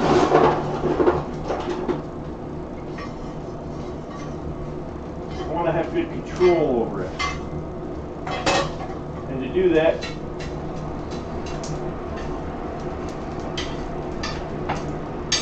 you got to make the conditions just right. And if you guys remember, you've heard me complaining about 100,000 times that I absolutely hate the coal that I'm using.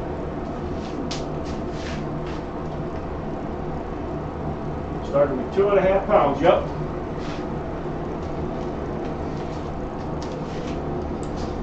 And do you know what your finish weight was, Tim? I mean, it should have been close to 2.5 pounds, but not exactly 2.5, because you should have lost some to scale and whatnot.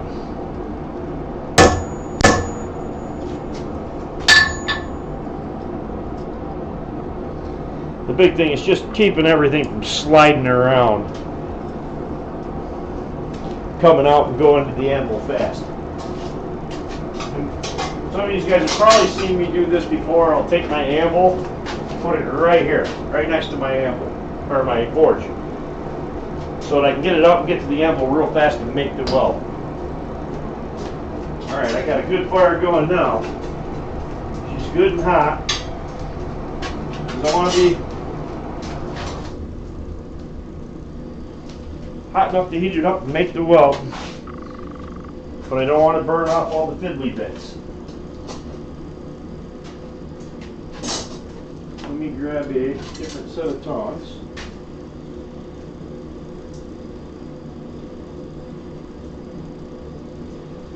I'm not sure if that's where I want to grab.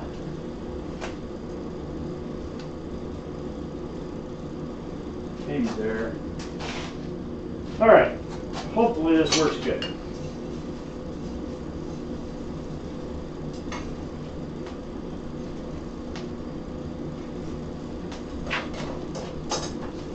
We're in the fire. We're cutting a little there. Not a ton. I'm going to watch it close. One of the other things I like to do is I like the flux in the fire. I don't want to, when you pull it out of the fire, the minute you pull it out, it starts making mill scale when it hits the air. So you're fluxing to take the mill scale off of it. So if you pull it out, you're making scale while you're fluxing it. It's kind of counterintuitive. Whereas if you just put a little bit of flux in there, you know, that's why I have extra long flux spoons. Oh, let's see. What do I got? How about some anti-borax stable weld? Yeah, let's try it. I got a whole bunch of different fluxes. I mean, anti-borax, Swan Magic Weld, Iron Mountain, regular borax, Feast Flux, Magic Weld, you know, oh, Magic Weld worked.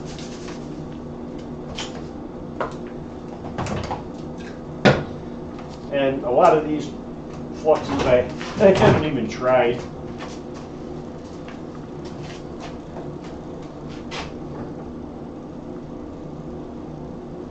Alright, let me move it deeper into my fire. Seeing one end's getting hot and the other end's not yet. And that end is closer. I want to put the collar in closer to where the end that's getting hot.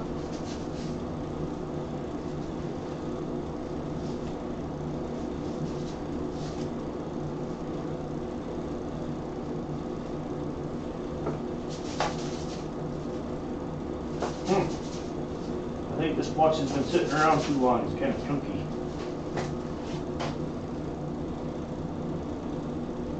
That's all right.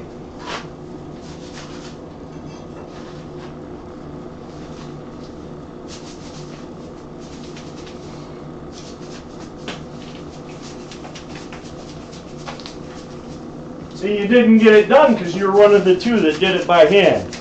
People that use the power hammer got it done, or the press. Which, you know, I'm just picking because it's good to learn how to do it without doing all that, because if you don't have the press or the power hammer at home, then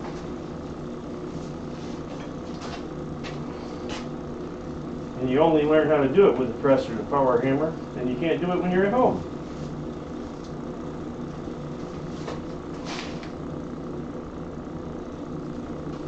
Okay. Alright, this stuff's a little chunky. One of these days I gotta, if I plan on using it and using it, I'm gonna go with just some regular old borax. There. Oh yeah, it's coming up good. The secret to it's just gonna be pull it out and keep everything even, and then that stack. Like I said, I think I did when I did Thomas's. I wasn't doing a live stream and I really didn't care that much, so I think I actually just make welding to stack together and put the collar over the top of it.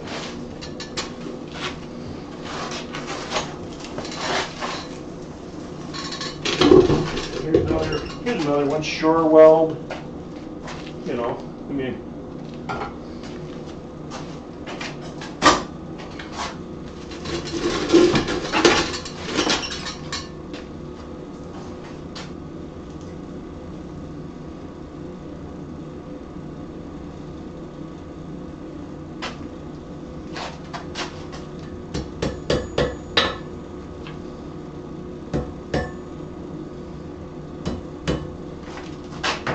that did not take.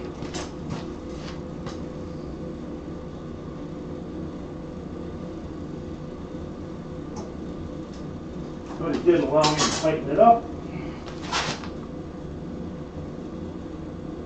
So that I can grab it better just by the middle bar.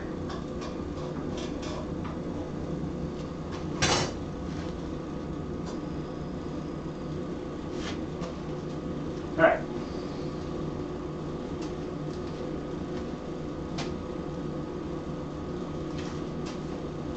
No one got it done, not even the ones that cheated.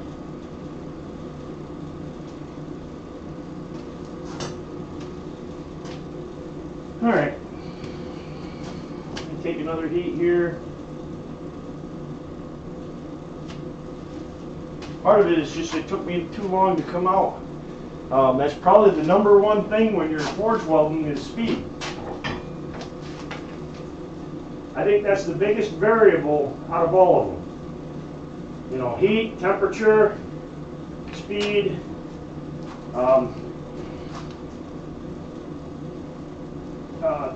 cleanliness of your fire, all those variables that, you know, you encounter that you have to make sure are just right when you're forge welding. Like I said, I believe that probably the biggest, most important one is just heat. Other thing that I do sometimes is I can grab it while it's in the fire with a pair of tongs, and when it's at welding heat, you can grab it and kind of weld it together with the tongs before you even pull it out.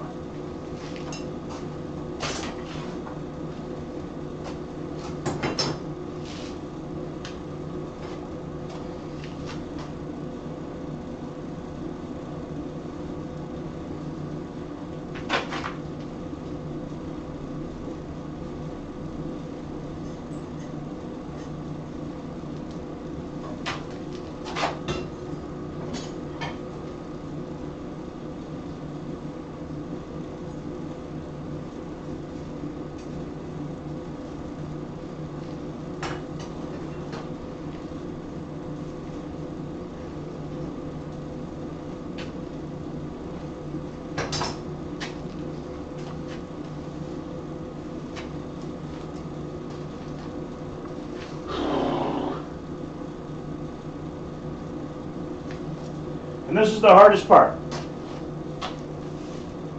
without a doubt, of the whole thing. Just getting that weld stuck good on them 7 pieces of steel. 8 counting the collar.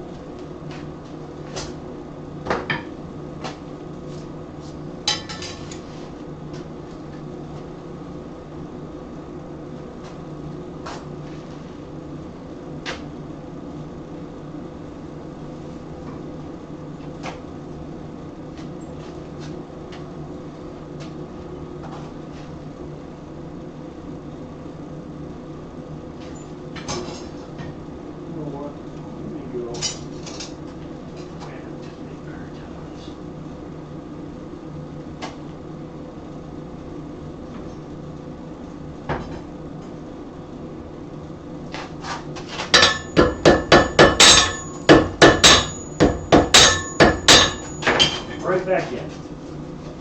Get some more heat.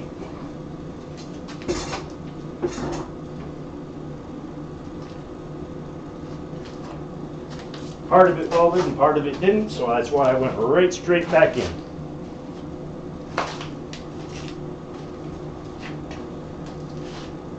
And in the process, everything got kind of moved around and shifted on me. So once I do get this welded, then I got to straighten everything out so that I can move on. Or before I can move on.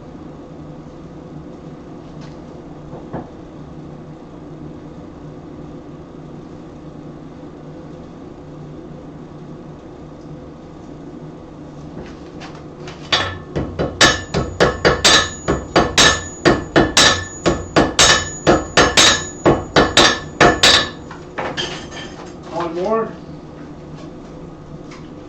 just to make sure.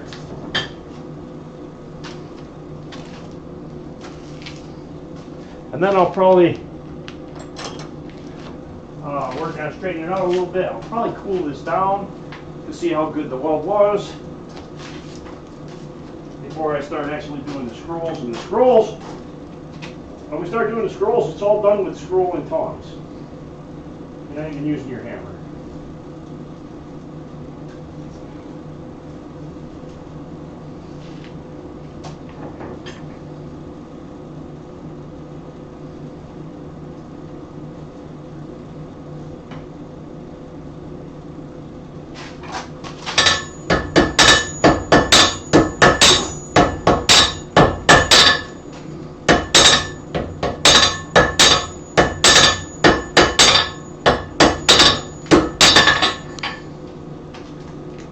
Alright, so you can see, I might not be able to see till it cools down a little bit. Alright, I'm going to put it back in the fire. I'm going to move my anvil back over.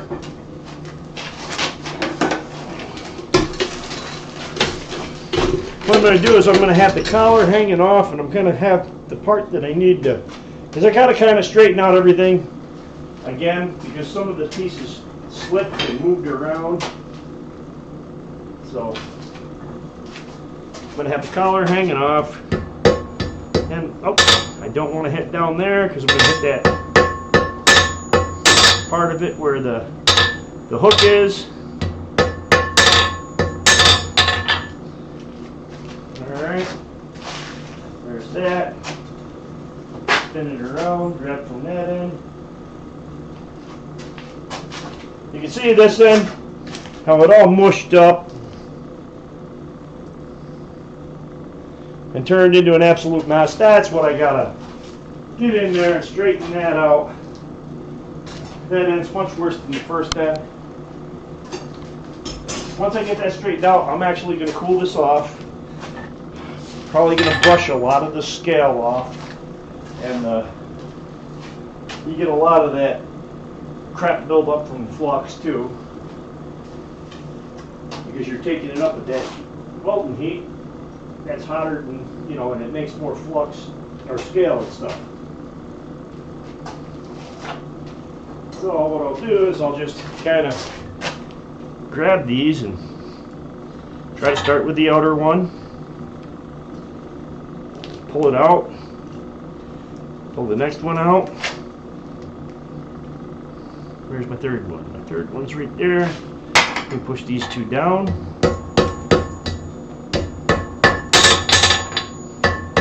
My third one. Those are already in line. Just straightening everything back up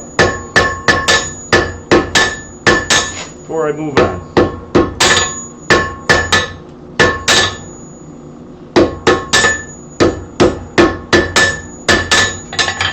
Alright, so you can see now everything's back in one plane and packed back down in.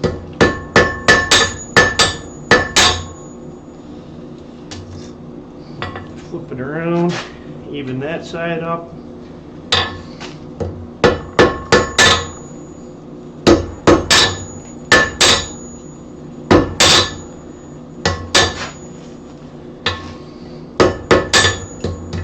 Alright.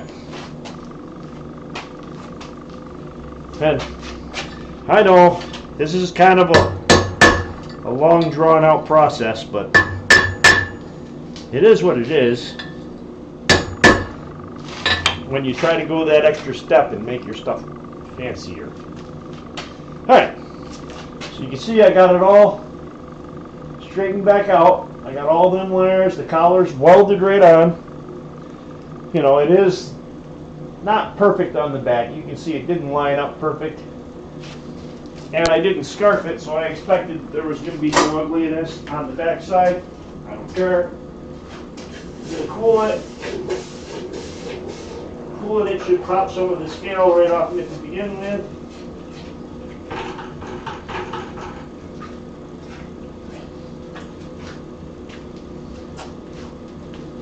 Alright, cooling it, like I said, pop some of the scale off to begin with.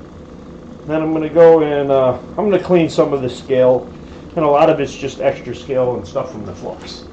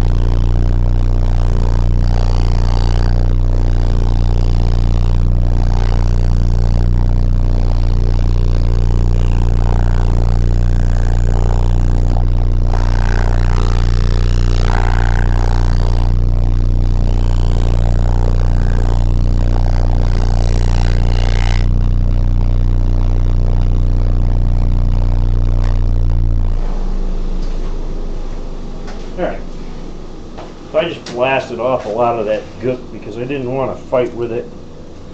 And I mean, you can see like right there where it drove in a big chunk of scale. If you hit it with a hammer, you'll break the scale off. Then you can go over and the wire brush will easily take it off. But a lot of it's just because of you fluxed it and you took it up to that really high welding heat.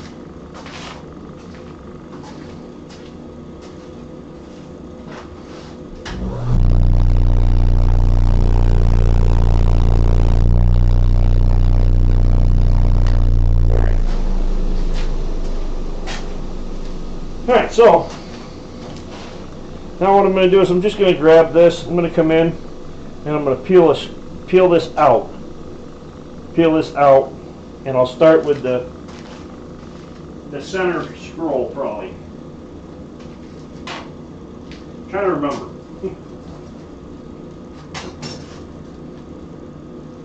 And I did crush down the hook part, so I will have to open that up. Oh, the bench grinder? Yeah, well, I wasn't saying anything important. Just that I was getting rid of all that stuff and getting it out of there because if I do come back and make adjustments and stuff, I don't want to drag that in. And a lot of that is just a ton of extra scale because you had to take it up extra hot for the welding heat, and a lot of it's flux.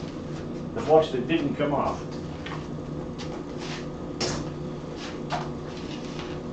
But now, we're at the part where scrolling tongs, baby.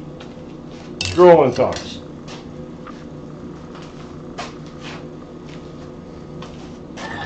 Yeah, I try not to use the wire brush too much while I'm demoing, because I know not only that, but I'm farther away from the cameras and the mics are on the cameras. I mean, this stream, unlike some of the others that got, you know, really fancy DSLR cameras and all that, I'm using two little cheap $50 webcams. I mean, alright, so let me let that warm up. Enough to start making scrolls. And then, like I said, these scrolls now, from this point on, is just made with your scrolling tongs. But I got to remember, pull out of the way, pull them out of the way.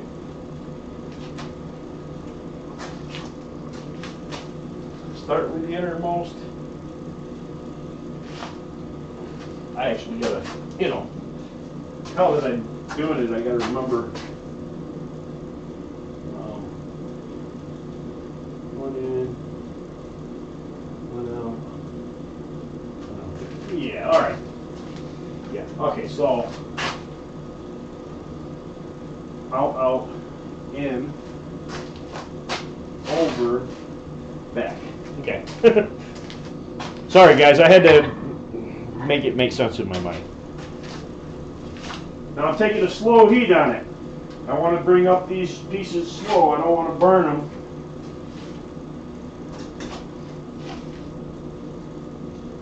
And I want it pretty slow, even heat so they can heat up the whole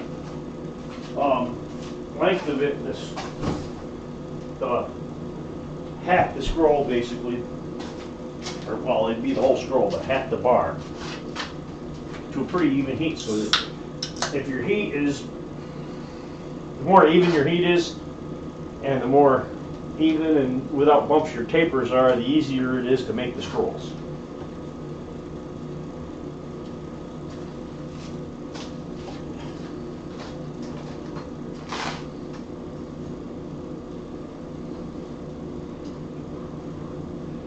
And it's going to get ugly before it gets pretty. Alright, so let's see if I can jam this in. Just going to bend this one out. Take this one, bend it out. I'll try to tip it so you guys can see what I'm doing. Bending them out of the way. Okay, now I'm going to heat it back up.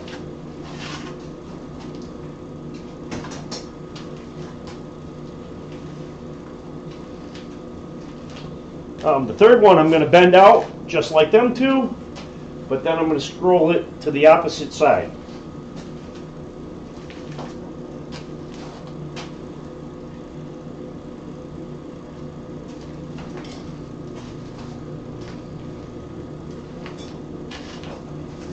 And like I said, when I did Thomas's, I'm pretty sure I just used the torch, the acetylene torch, and did these individually. Because I wasn't doing a stream, so I didn't care, you know, about trying to do it traditionally, like I am now for you fine people, because you're my loyal and faithful subs. Okay.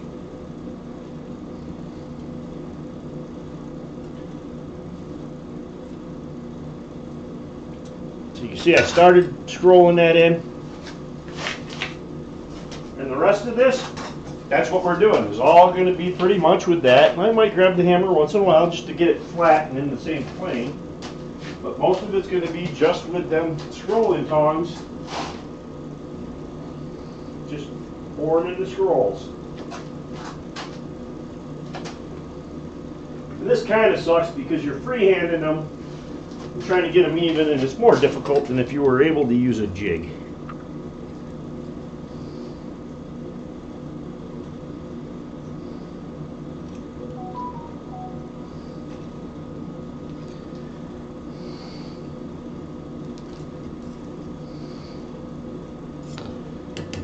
So you can see I started making that scroll. I'm going to tuck that scroll in a little bit more than that.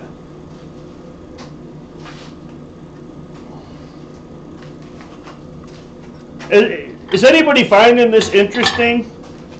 I'm just wondering, because this ornamental stuff, making these scrolls, stacking them up, doing multiple scrolls, you know, doing branch scrolls, stuff like that. That's kind of what I like the most. You know, some people are into making tools, some people are into, you know, making this, that, or the other thing. It doesn't matter what you're into making. You know, everybody's different. Everybody has different preferences.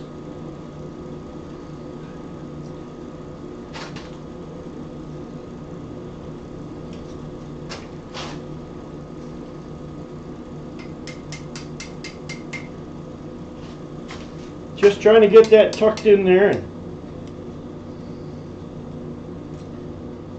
get it to where I'm happy with it.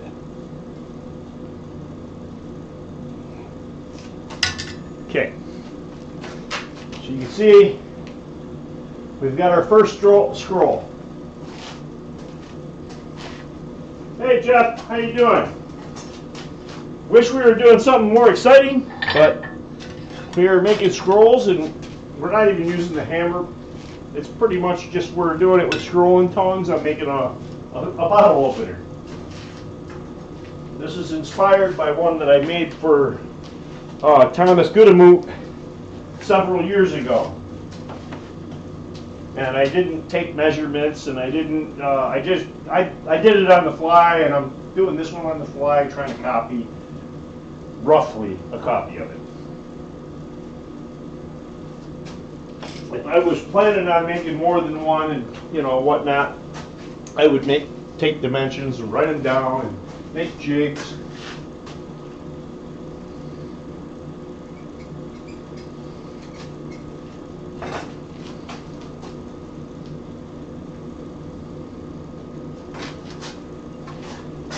So this next one, what I'm going to do is I'm going to lay it down on top of that one.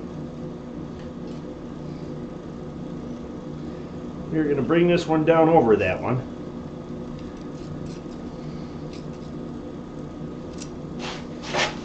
You can see what I'm doing is reaching all the way across, because I don't want to, if I squeeze on this one, I don't want to pull it off from that center bar. So I'm reaching all the way across, grabbing it. Alright. Now I'm going to flatten the stack just to keep it even. You can see I started dragging that one around right up against the inside one.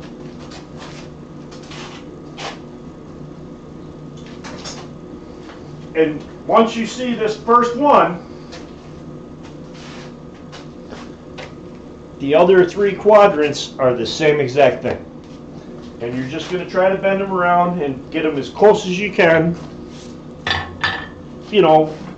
Reasonably. I say reasonably because you could spend a whole lot of time getting them perfect. But I'm doing a demo and I'm not going to worry about getting them perfect. So before I put it all the way down, I'm going to scroll this end up a little bit. Then we're going to pull that down. Sorry you can't see what I'm doing.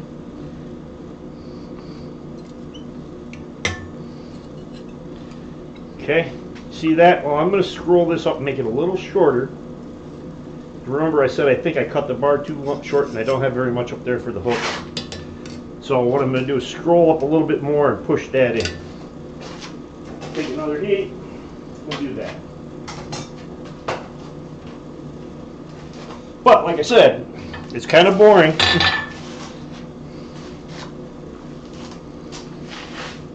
Probably the most exciting part of the whole project is just when you do that forge weld and you weld that collar on and you weld them 7 bars together.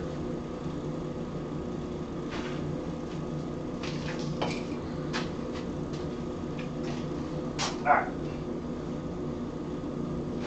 And it's small, so it goes fast, and we go back in the heat real quick. And when we come out, we do our operations pretty quickly.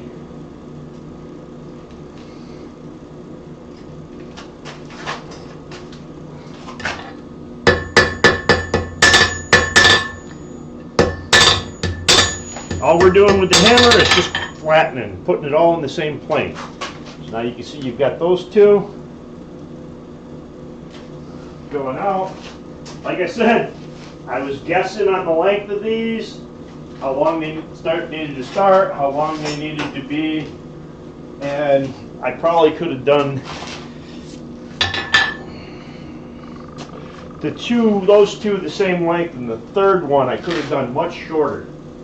And you'll see why, because that third one's going to scroll back, so you're not using up the material going way out. So this one's going to have quite a bit of scroll in it that the other two didn't have. Man, I'm going to have to clean my fire here in a second before I start the next quadrant.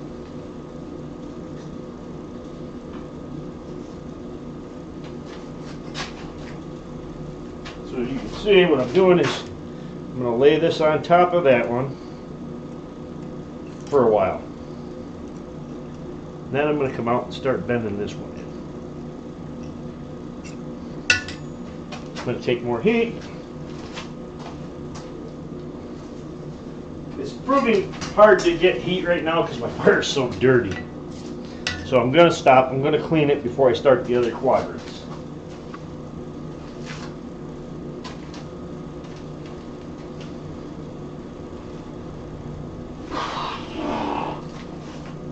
Now you remember I said I bent my the hook that actually catches onto the bottle opener. I accidentally hit it, got it onto the anvil when I should have had it hanging over the edge, and flattened it out a little bit. But I think I can just go in with my scrolling tongs and reshape that. Easy peasy.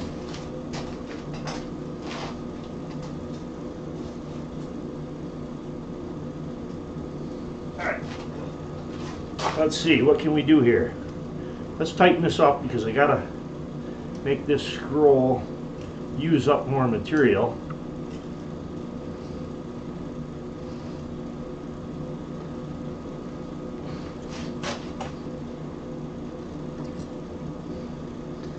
Alright, I'm starting to lose heat. I'm starting to get a bend there I don't want.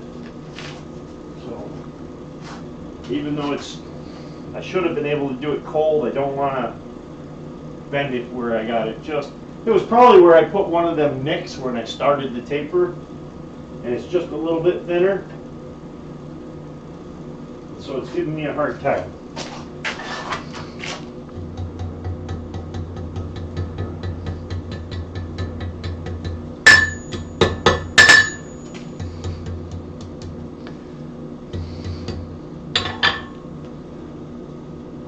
You can see I'm starting to get that shape that I want. But if you remember, if I got it there and I got one way out here, it's going to be sticking out a mile. So I got to make sure that I compact that back in a little bit. And you can see right there, I'm starting to get a kink that I don't want. And like I said, because I made that the same length as the others and it's curling back and it's not running out as far, I've got to use it up, so I got to put more scroll into it. So if I want to tuck it down, I got to go back in to the very center and start rolling that up a little tighter.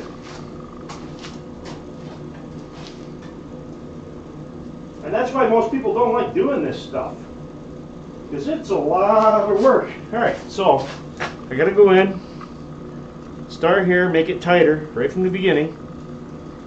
Tighter, tighter. Tighter, tighter. Squeeze it this way, tighter. Squeeze it this way.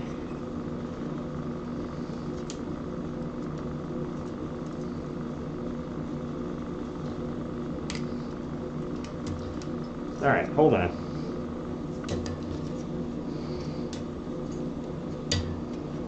I got something weird going on here and I have to figure out how I can fix it. I've got a big kink there and it's just not curling down where I want it to because of that kink.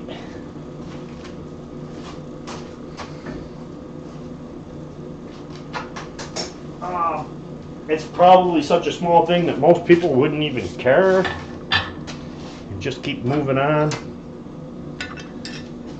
But I'll know it's there. It looks really bad for me. So now I have to figure out how to get rid of that kink.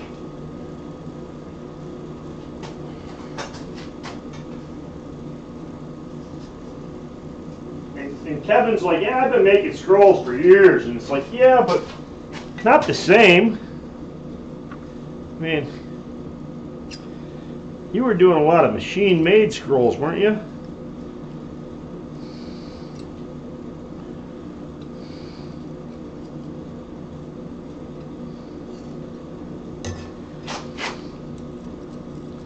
And sometimes it looks perfect on one side, and then you flip it and it's kinky on the other side.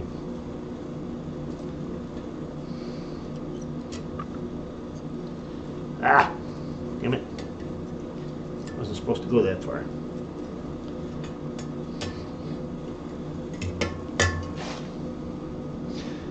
Let me see.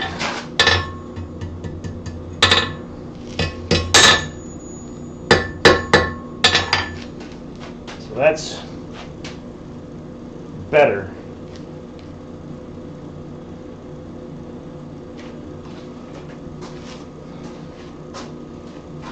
I don't know if I'm going to get it better than that, because like I said, there's a thin spot there that's going to want to kink more than the rest, and you're just fighting it. I knew it was there. I knew I probably should have started over, but I was demoing and trying to... Yeah, I mean, and you're doing big scrolls, and you know, probably most of the time you're doing them on like a scroll bending jig, or where you're doing actually hot ones like penny scrolls and whatnot.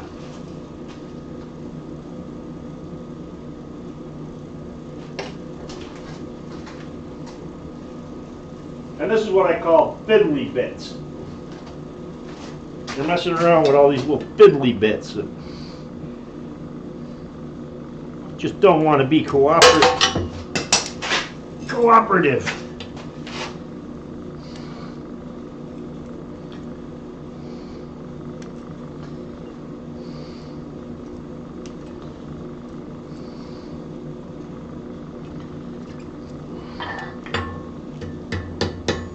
Oh, I think that did it.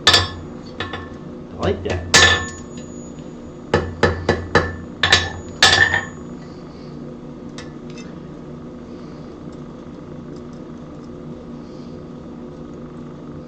Kind of got it to a certain point where I was able to get that spot right over here where I could hit it with the hammer, and it took it right out.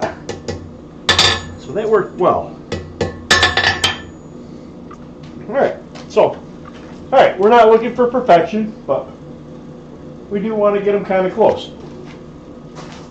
Let me set this off to the side. I'm going to clean my fire out. I don't even know what time it is.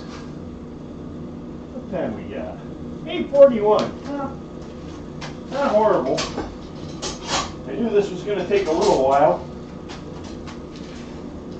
because it is kind of complex.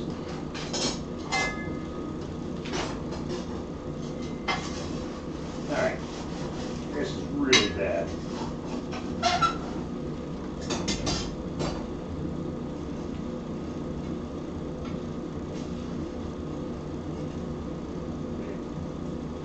This is all clinker.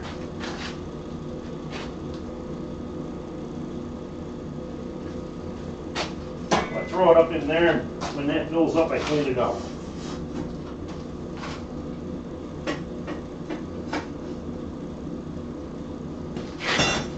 That's all clinker. Now I can probably get it up to heat a little easier.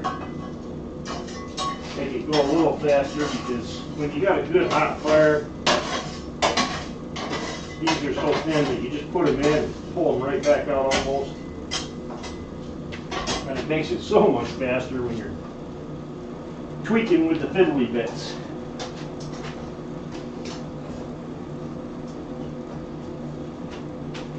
So now what I'm doing here, you see this where I got one scrolled up, one scrolled over, but outward, and the other one scrolled back. So this end will be the same exact thing. This one will scroll in, that one will scroll, same thing over here. So we're going to go over to here first before we go to the other end. So we're going to take the two outside ones and put them out of the way as soon as our fire builds back up.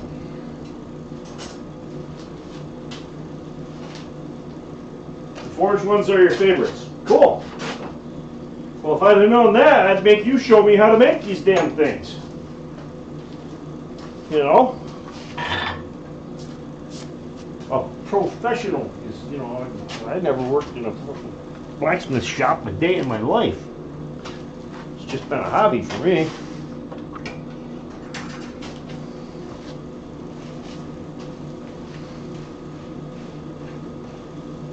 Another stream playing on a, you dirty. Everybody see that? He's got another stream at the same time playing. And I thought I was special.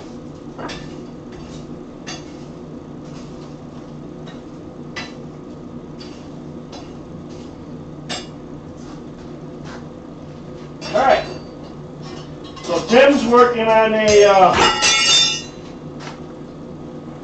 Swedish cross pea.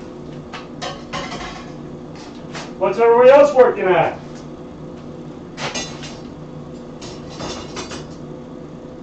I know Lexi's got that boards there set up down south, down under. What's Lexi making?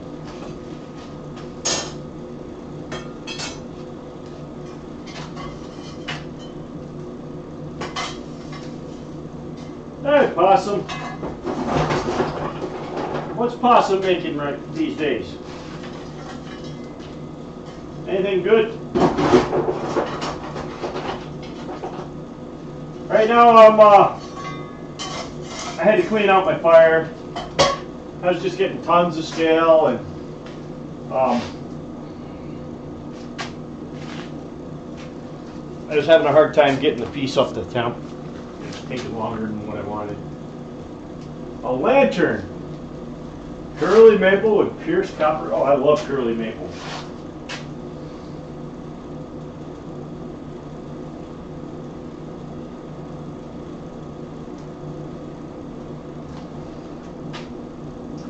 Oh, Travis has got a garden badge. Keith has got a lantern. Yep, curly maple. I mean, I love curly maple. I love it so much. I start my forge with it.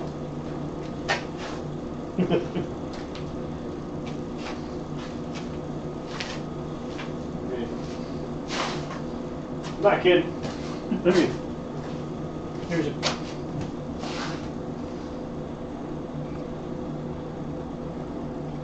You know, this is my, I just take it over to power hammer and whack, whack, whack, and take a bundle of pieces and wrap it up in some paper and start my forge. Oh yeah, yep, Lexi's doing that aluminum bronze bar for, I'm not sure what that's for.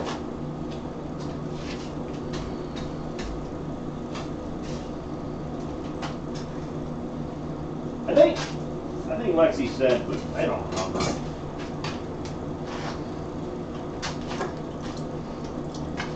All right. Yeah, I got the hammer here. It's just pretty much for straightening. We're doing 90% of it now with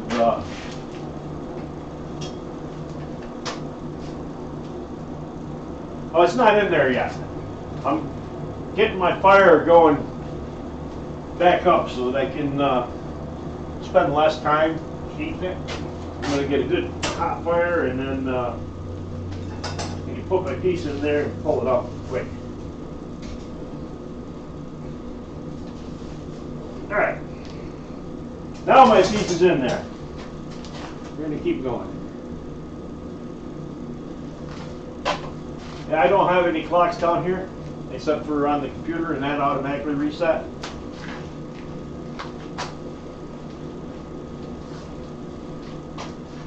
So yeah, if I get lucky, I won't burn it.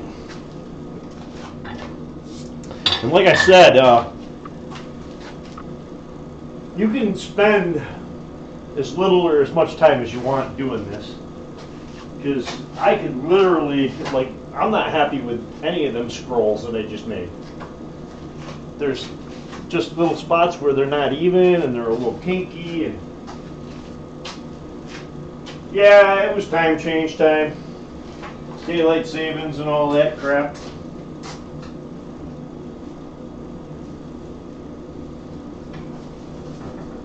Yeah, man. So I cleaned my fire out, and then basically I have to wait for it to come back up.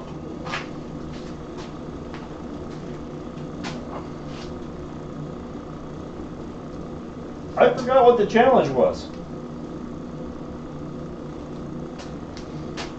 Somebody just told me the other day. I forgot already. Man. Was it the letter opener?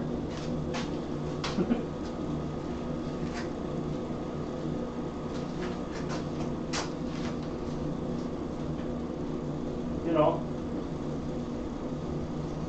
In memory of Thomas. Alright. So we're going to start. We're going to take our outside two. We're going to try to get our tongs in there.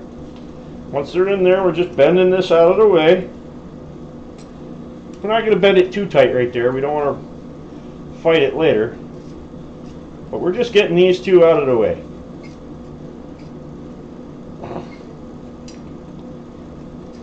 Okay. Now we'll pull this one out and take a heat.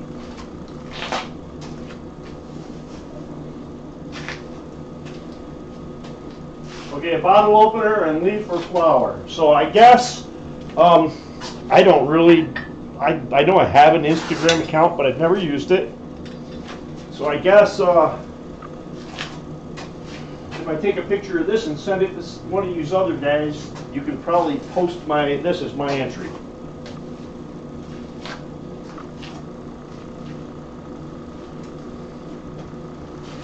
Of course, I could have got a little fancier with it if I'd known it was a competition. Jeez.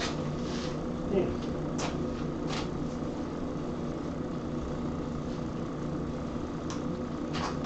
Alright, so, once again, pull this one out, and we're going to scroll it up.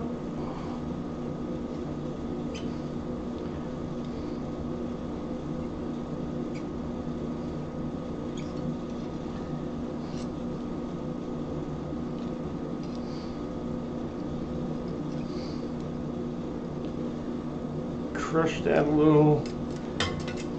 Tweak this in a little. You can see I got it halfway there. I want this to be even with the one in the center down there. I'll take another heat so that I don't end up with a lot of kinkiness in it. Me and Bobby need a handicap. Not really. Bobby is way, way, way better blacksmith than I am. I mean,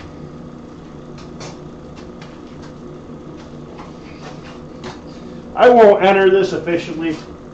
I'll just, you guys can put it in there and just say this is my unofficial entry, but I'm not eligible to win because I haven't really been too active in that group.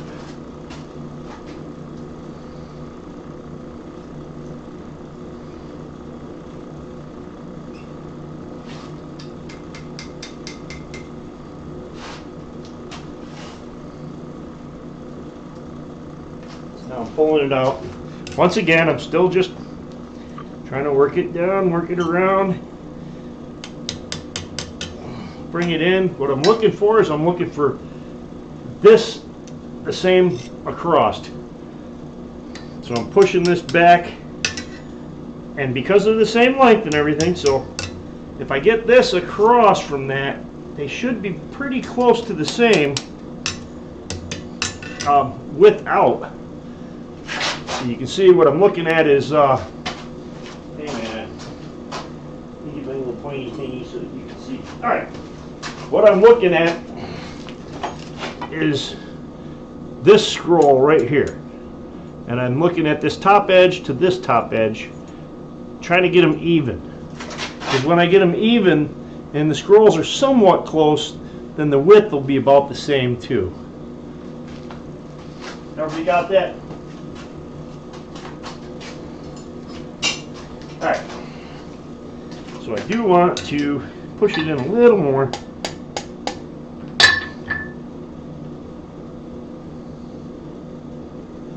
Maybe a little bit more. Okay, that looks pretty good.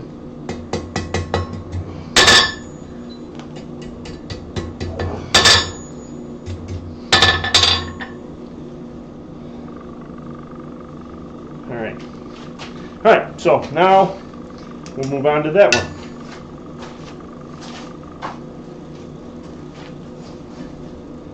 Now, another thing I want to emphasize is when you see a lot of old gates and stuff, and I noticed this one day, it was just like, I was looking at it was a Samuel Yellen gate, and it was super, you know, like just this super elaborate. And then it dawned on me that, hey, this is just the same element over and over and over repeating.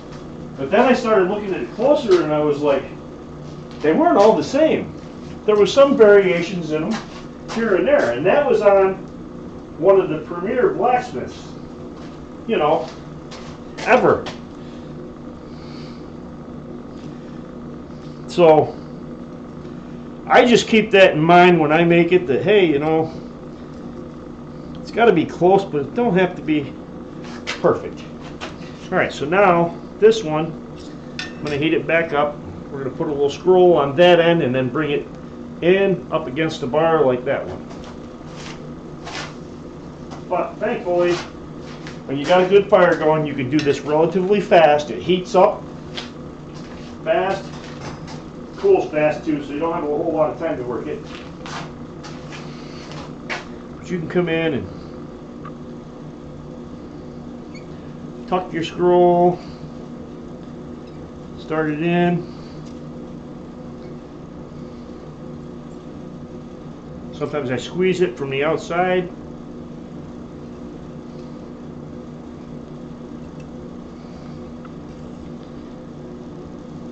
Roll it up a little more. What I'm looking to do is roll it up about the same size as what's over there.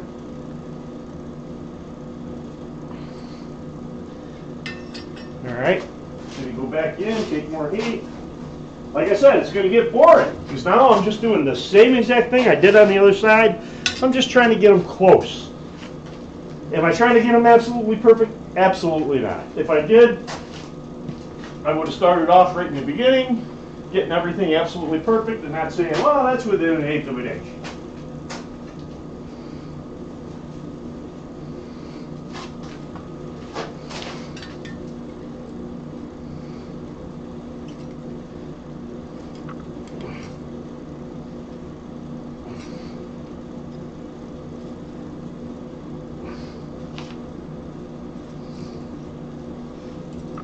Now I'm hooking into the other one on the other side, bringing it in,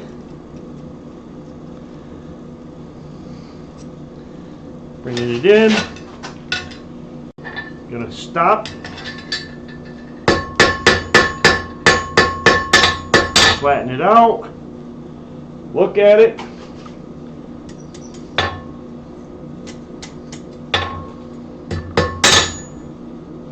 bring it in. What I am seeing though is that this center piece is leaning off to the one side, so as long as that's leaning off to the one side, so are my scrolls. So I'm going to go back and push it a little bit that way, and now I'm going to tuck that scroll back in. I don't know if I want to do that. That way. Alright. Now I can come here, squeeze it. Okay, so that's starting to look like it's coming together. Now I'll take we'll do that last scroll that goes to the outside. Like I said, this is loosely inspired on the one that I made for Thomas for his, I wouldn't call it a challenge, but his request for his collection of bottle openers with touch marks. This one I probably won't touch mark.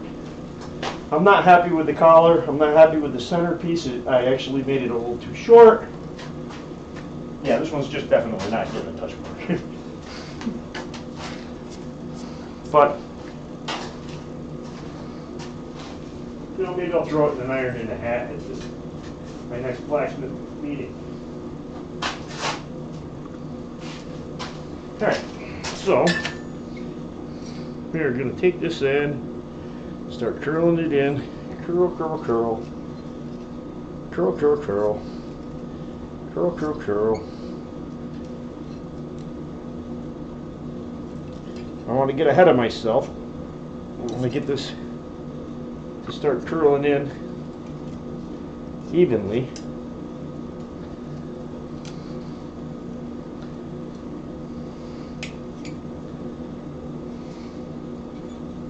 See, and sometimes I'm grabbing here and turning, and sometimes like it's longer here than it is there, so I'm just going to squeeze here. I'm going to take another heat. And I have two different, these are heavier than these. But this is pretty small. I'm using these because I want to get in and they're kind of small. If I was doing some slightly bigger scrolls, I would use the other set. I don't know why I moved my hammer.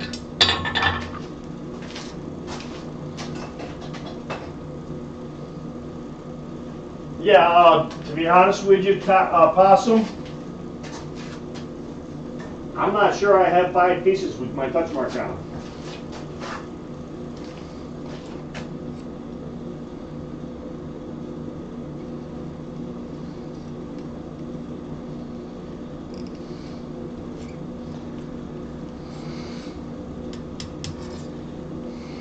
Alright, so we got to scroll this up way tighter to get in the same league with the other side.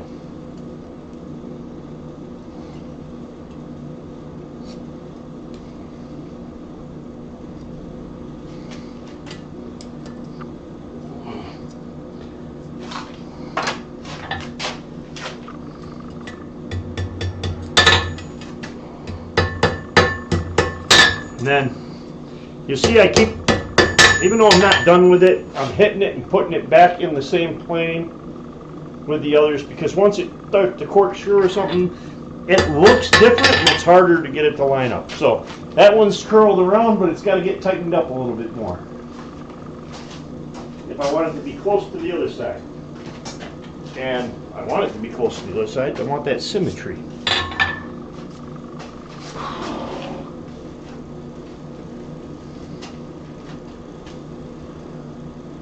Yeah. I mean, if you're doing bigger scrolls, I mean, you're like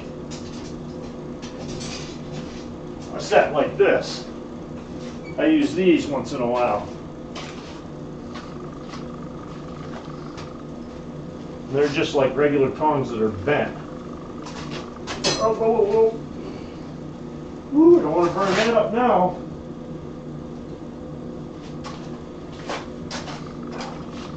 Alright, close that up. Let me pull this scroll in a little here.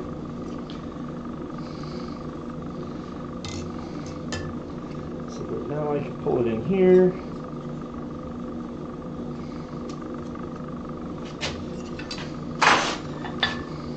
You know what's weird is this one looks so much better than the one on the other side that you don't know if you want to make this exactly even with the other side because it looks better.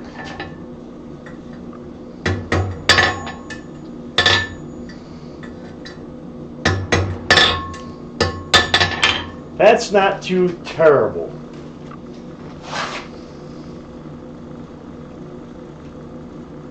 So as you guys can see, I mean, let me try to get it where you can see good in the camera. And that's the 1/2. So if you were doing the rest of it and you want to do the hook, the loop to hang it, because it has a loop on that one end where the tail is, what I can do is I can make the loop same way with my scrolling tongs. I don't have to try to use my hammer and, you know, risk messing it up. I can literally just go in, grab it right here, give it a bend. That's good. Come out here, put a tiny little scroll.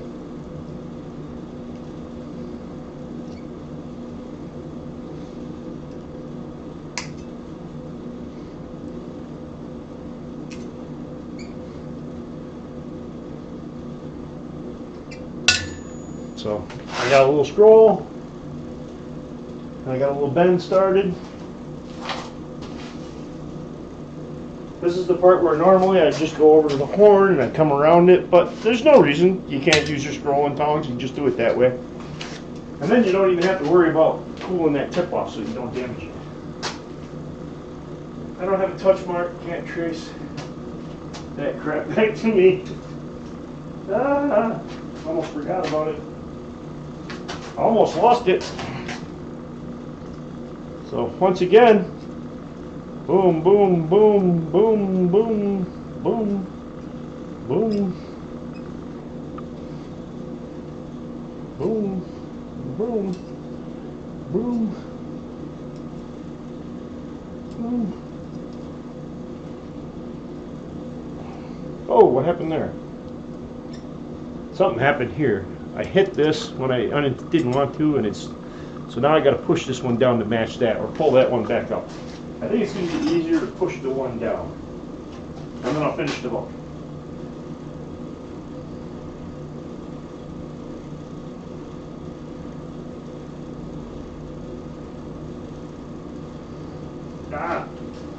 Yeah, I mean, I don't know. I mean, touch marking for me is, I don't know, I guess I just think differently than most people. But I've also seen, you know, and I'm not saying any particular person, I'm not going to say names or anything. Probably nobody here knows the guy that I'm actually the worst offender that I've ever seen. But felt the need to touch mark every single thing he made, and most of his stuff was absolute garbage.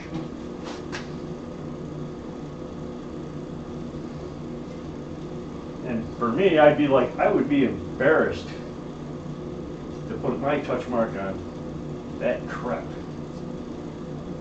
But he obviously didn't care. Alright, so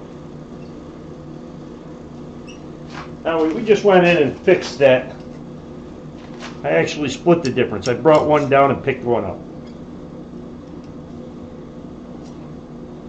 So now they're back the same. We got to get it flattened back out and on the same plane. Alright, now we can go back to making our hook.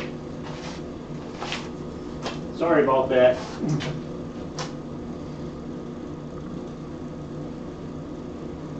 Yeah, it's like, you know, and some people think that. They think that from the day they start, they have to touch mark every piece of their work, you know. And it's like, wait until you make something good that's worthy, that you're proud of. And, well, I guess some people are just proud of everything they make. I guess I can't, you know, hate a guy for that.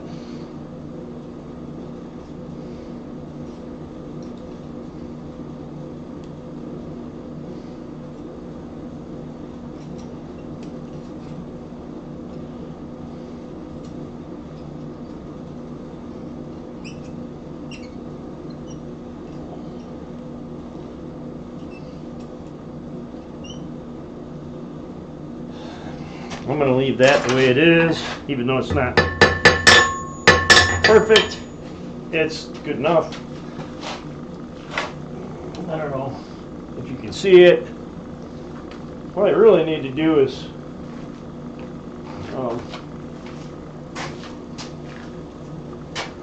what do I have that I could use? I've got a white towel. Alright, I've got a white towel here.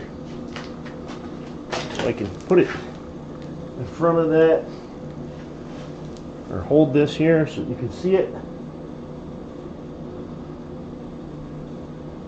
then turn it.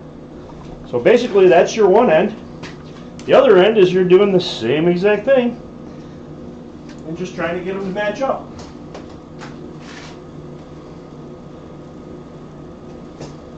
Yeah, I mean, if you're making tools and stuff, I guess, and you want to mark it, it makes sense. But like I said, I mean, I've seen some people that just every single thing they make, it doesn't matter. If the guy made a nail, he would mark it. Alright, trying to think of where I am. I need to find another set of tongs that fits basically on this hook right here, so that I can grab that in, and now we can start working that in. So, is everybody incredibly bored now of watching me do these do these scrolls? But everybody's like, oh my god, look at them scrolls, and then they see how I actually do them, and they're like, are you kidding me? You can't be serious. Alright.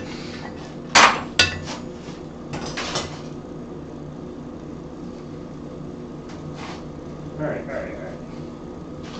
False call. I saw a little sparking, but I think it might have been a chunk of metal in there that's not the piece that I'm working on.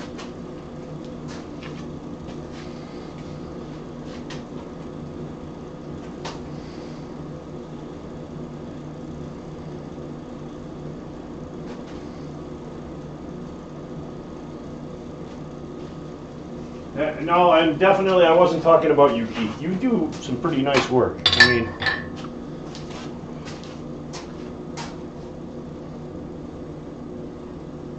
I think when we did our leaves there at Quad State, yours was probably better than mine. Trail dust, I'm still on the edge of my seat. Well, you are easily amused, my friend. Easily amused. Like that Nirvana song. I wish I was like you. Now, I'm not going to bring it over there and show you because I just don't want to lose as much heat. I'm going to pull this one out of the way. Pull this one out of the way. Pull this one out.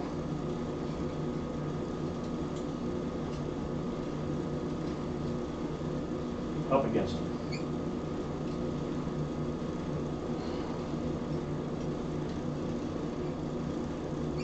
So that's where we're going to start. We're going to take the 3 out to the outside.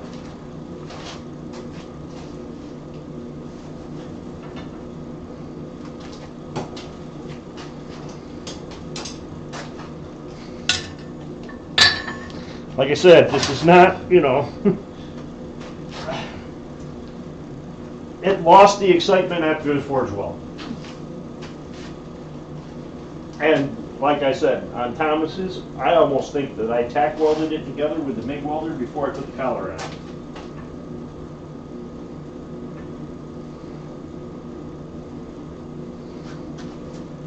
Alright, so we're going to curl it in.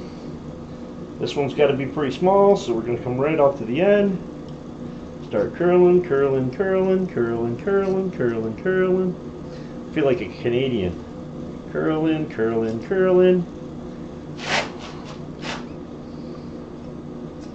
Okay, twist it. It's going out of plane. Curling. Squeeze. Curl. So you can see I got it started. What I've got is it twisted a little, but I can straighten that, no problem. I'm going to take another heat because I want to curl it some more and push it back a little bit.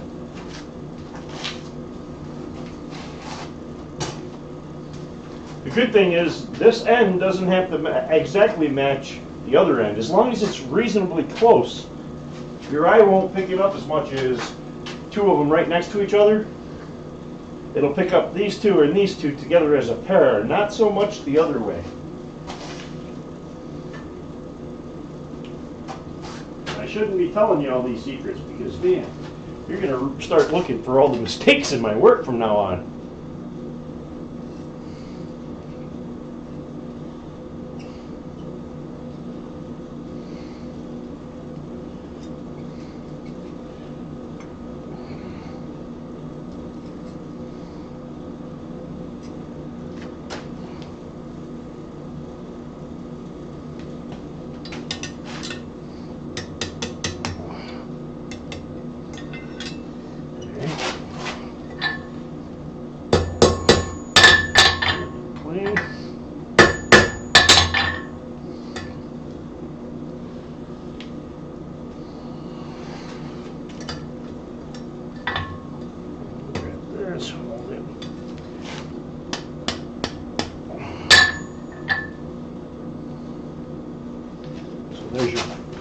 first one.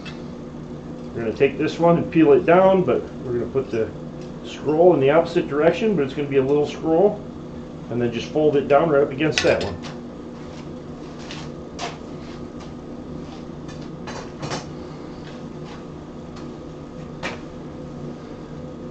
Yeah, and I mean, you can, trust me, if you take your time, you can get them looking a lot better than what I'm doing right here. I'm kind of speeding up just to keep it interesting. And when I did Thomas's, I'm almost 100% positive that after I forge welded the collar on, the rest of it I did with the acetylene torch. So I could heat up the individual ones and work the individual ones. So this just pushes against that scroll.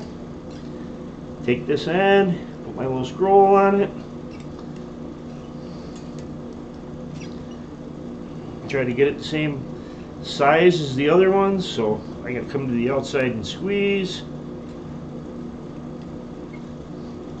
Curl it up a little tighter. Squeeze it a little bit. That looks pretty good. Now I'll probably have to take another heat in order to bend this down.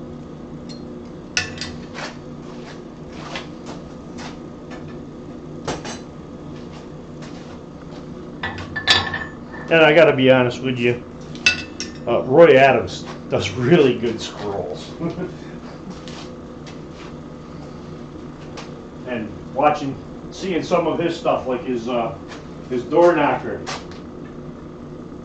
Once he did his door knocker, I seen that, and that's when I first started really experimenting with multiple scrolls, like I am right now, stacking them up and, you know, playing around with them. That might not be long enough. I might have to tuck the other one in more. Let's see what happens. Maybe I can pull it at a little bit of an angle. That made it. It's a little smaller on this end than on that end. Do I think that anybody's really going to notice it? Probably not. Put it back in plane. Alright, now we're going to take this one, we're going to push it back that way, and we're going to start scrolling it. Unfortunately, doing it this way, as opposed to doing it with the oxygen acetylene torch, you just don't get it. I can put a neutral flame on there and not get anywhere near as much scale. And it's so much easier to clean what I've done. So when everybody turns around and they say that I welded this together before I put the collar on, I have enough witnesses now to say differently. But you only need the edge.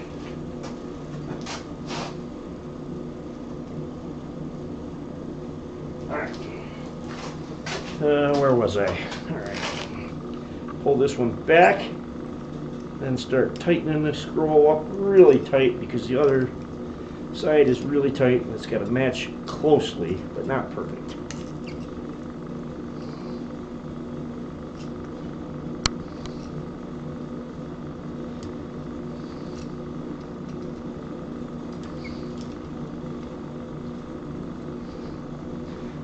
I keep forgetting, and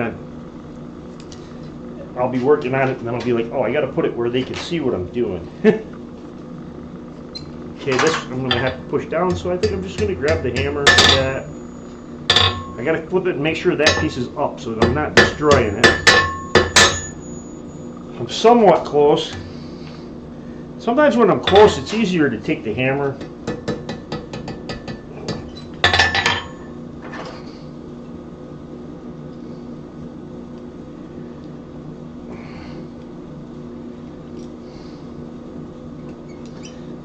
You see here, I'm starting to get that same exact thing right here, where I'm getting that little kink in it. But this one is not absolutely horrible. I'm going to take one heat and try to get that kink a little better. I am not going to take 3 or 4 heats like I did on that one. I think it was the second one in. Or it might have been the first one, I don't remember.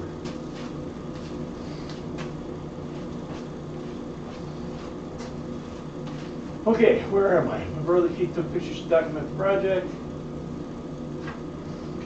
Very interesting. At the Guild Forge last week, made some scrolls for porch swing that and his feel great that he's working.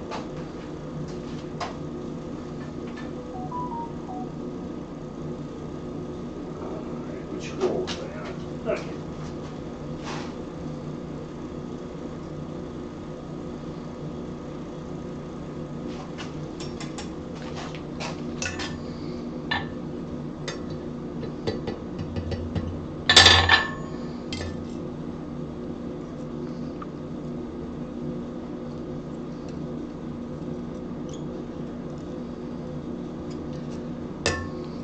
There we go. I think this is going to do it. Give me the desired effect. Or make it worse. Now it might take another heat. Just to straighten this crap out. Like I said, I mean, if you get to where you're going for absolute perfection, you could spend a lot of time on these. I can see one that I must have accidentally smashed this one in because I got a big flat spot on it. So I might as well fix that while I'm right here. Looks like it will be an easier fix though. It's not a kink, it's a flat spot.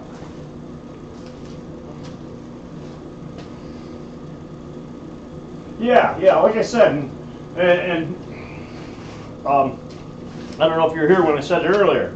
I was looking at a yelling gate once, or a yelling, yeah, it was a gate, driveway gate or something. And it was just the same repeating scroll over and over and over, but it looked, you know, because your eye had moved around.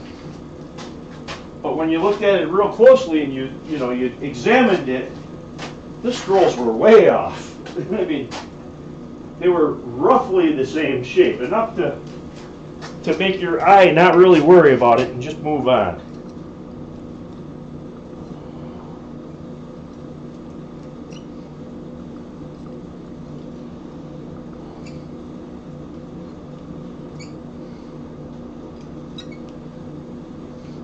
You know what I did? I went to the wrong scroll and made it better. Look, duh, that wasn't the one. Alright, hold on. It sucks when this happens. Why is it I always got to make these stupid mistakes when I'm live? It was this one I wanted to fix.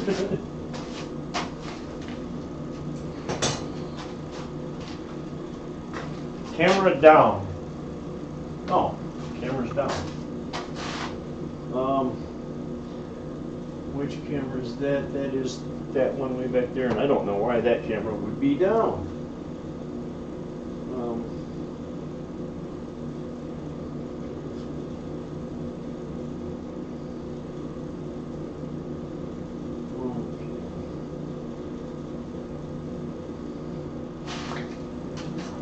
Alright, well, hang on.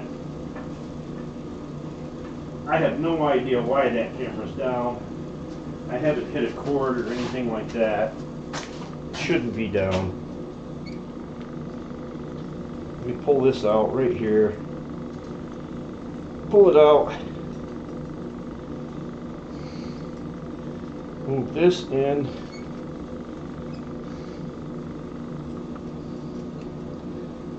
Squish that in there. Pull this. Oh man, now I'm way out of where I was.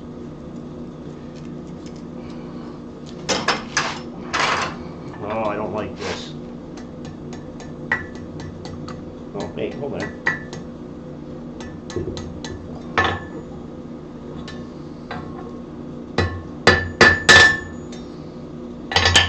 Now I'm back to almost as bad, but not quite. I just need to open this right here a little.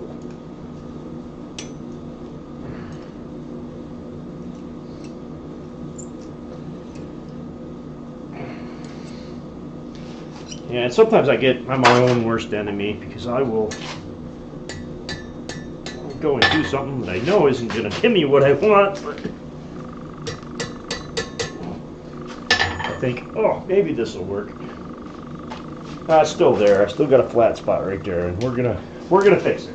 We are not moving on until that flat spot is done. Fixed.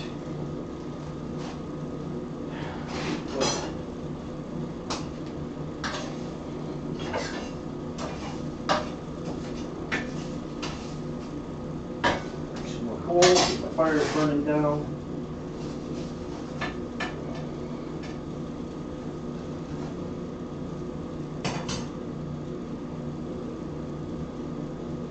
Touch corner. Alright, let me see.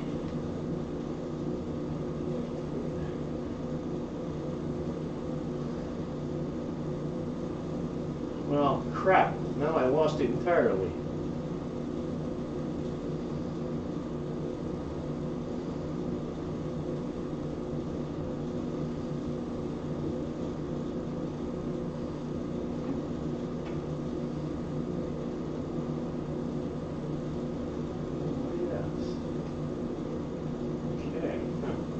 Well, guys, I think I lost that cam. I'm not sure.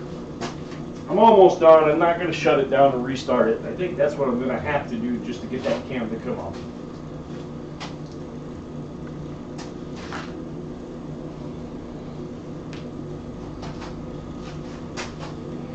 Alright, let me fix that. Besides that, all you're missing is me. You can still see what I'm working on. So that's the important part. Nobody really needs to see my mug.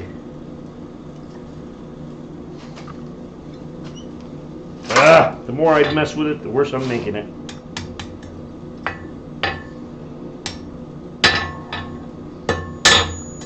There.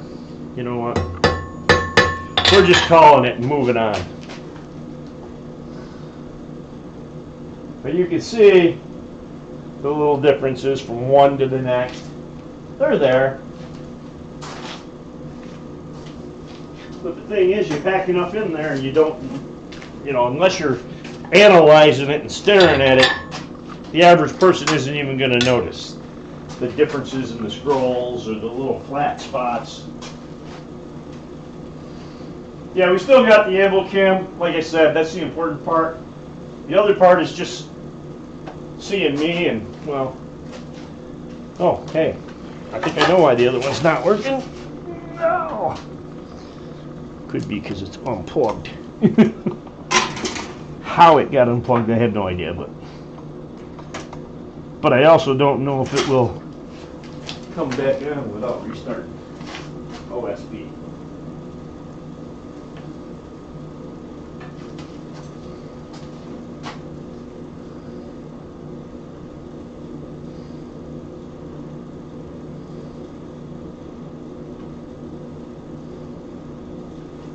Yeah, it doesn't look it. I plugged it in and I went in and deactivated it and reactivated it to see if it would actually come back, and it didn't. I'm not worried about it right now.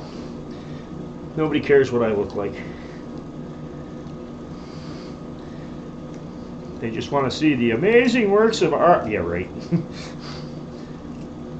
They just tune in to talk to each other. So start talking to each other.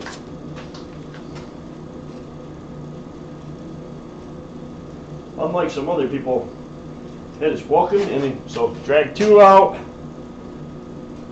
drag the third one out,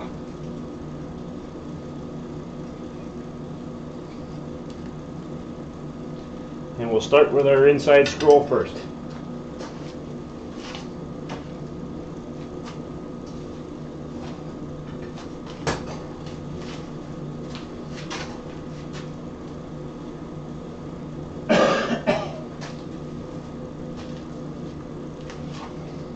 Yeah, if you open enough bottles, then it ain't gonna matter. You're gonna be like, yeah, everything looks good. Even that crappy one that has 6 touch marks on it, because that guy, had to touch mark everything he made. Alright. Last set. Which I'm sure I will have, damn it, separate. Get in there. There. I'm sure while I'm making this one, I'll bang one of the other ones and have to go back and do some tweaking, but it is what it is.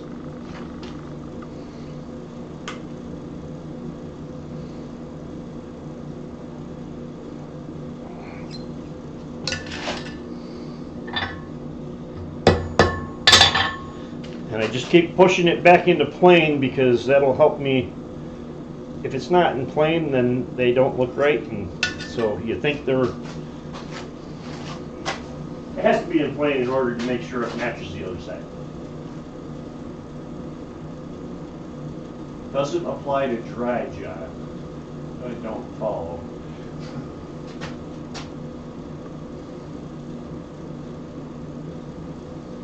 But yeah, like I said, this is loosely inspired on one that I made for Thomas for his blacksmith touch mark collection.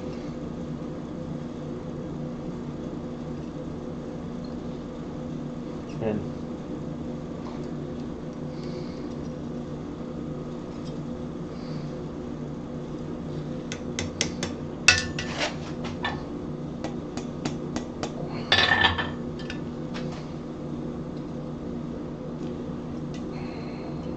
damn it. Hold on. What I've got is the scroll is, I call it corkscrewing. Or it tips like that. It's hard to explain. So you have to go back and you have to straighten that. Maybe come in here. Maybe twist a little more of this in. Let me get another heat. So when I get it done, it is what it is. Like I said, I'll probably throw it in an iron in the hat at my next blacksmith meeting or something. That's the nice thing is I've been going to my blacksmith meetings and I've got a surplus of stuff for iron in the hats because I've been doing these weekly things, except for last week. But last week I just, between prepping for my colonoscopy and what I heard about Thomas, and I was kind of in a funk, you know. Okay, I think I gotta squeeze all these in order to, I gotta bring it out more before I can tuck it down in there. I think, maybe not. I'm looking at, once again, I'm looking to see this one, the height of them. Because that will pretty much get me close. Height looks good, the width looks good. I just got to curl the inside in a little more. So let me heat that up. Like I said, these aren't perfect at all. When I did his, I did it with, and it's also so much nicer with a really small brazing tip on your oxyacetylene. Because you can go in and say, I need to move just this little spot and only heat just that little spot.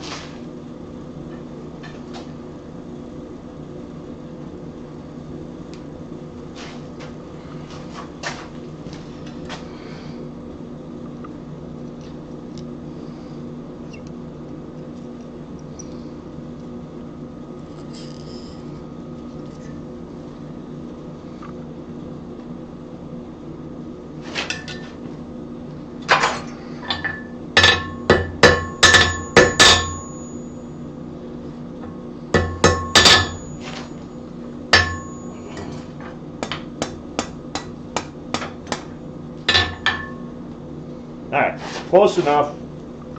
Now we're going to take this one, pull it down, put a little curl in that end.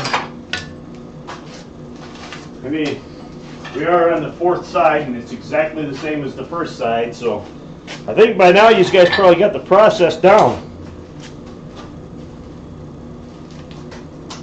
And you can scale this up or down.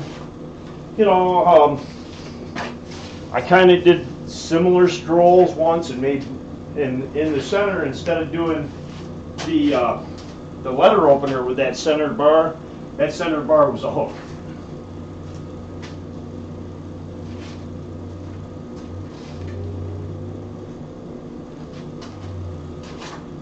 Alright, so this is gonna pull out, pull down up against that one. We're gonna have a scroll on the end. Pretty small one, not huge. Pulling it up against that scroll. Now we're gonna jump across, kind of getting it so you guys can see where I'm squeezing.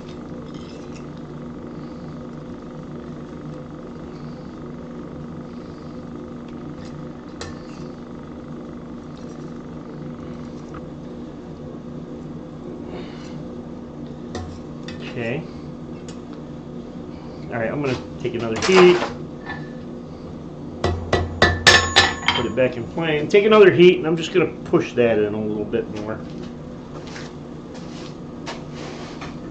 And that's all it is. You're just playing with the scrolls, trying to get them.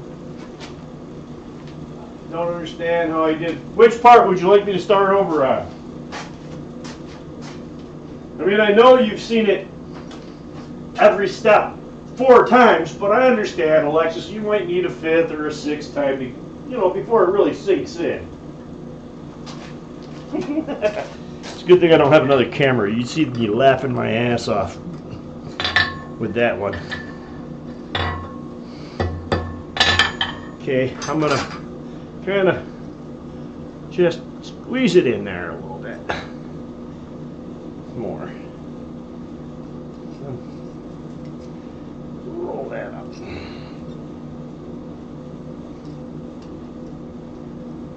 Oh, here's where I want. That's why. There. That's not looking too bad. Now we'll take this one, which seems to be, this is probably the hardest one, because you've got to, I should have made that like 1/2 inch shorter, because you really got to wrap that up tighter, or else it's going to be really wide. Alright, what are we getting at? Holy cow, it's way past my bedtime. 9:30, holy cow. Yeah, I know you're slow. I don't know about a little. No, I'm just kidding, Lex. Love you like the sister I never had. Or wanted. Alright. Let's finish up. Get this last one scrolled up. Gotta make sure I take little bites and scroll it tight, because there's a lot of scrolling to pack in there.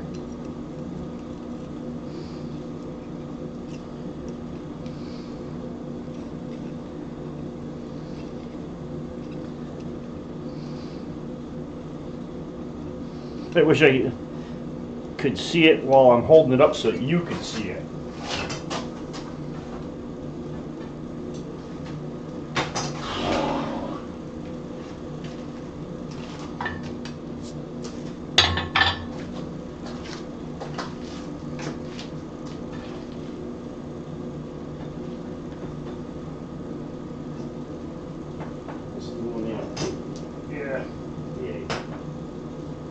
Now, luckily, everybody here, we joke around and kid around with each other, but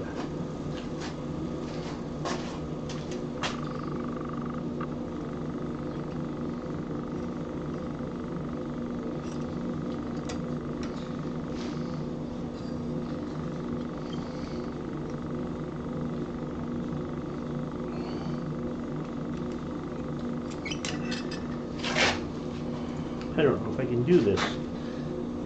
So if I put it up against there, I'm going to crush it there. Maybe there.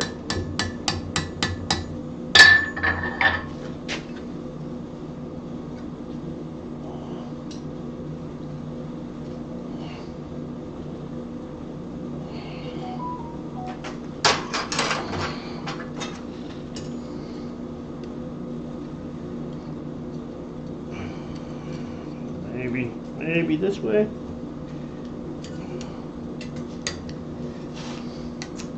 Okay, I got to tuck this last one in. Now on the other ones, I was always able to put it on a flat side and not damage the other side. So on this one, I don't really have that option. I suppose what I could do is I could go over to my slack tub and cool it. But I think if I just hold it out and tap it and not put it up against anything, I can get it to move without it being up against anything really solid. It's not very big, it's not heavy. Then after this is done, all I got to do is fix the spot that I collapsed on the part that catches the bottle opener. This would be the point at which if I could touch mark this. It's not horrible. It is one of my better pieces as far as that I did during the stream.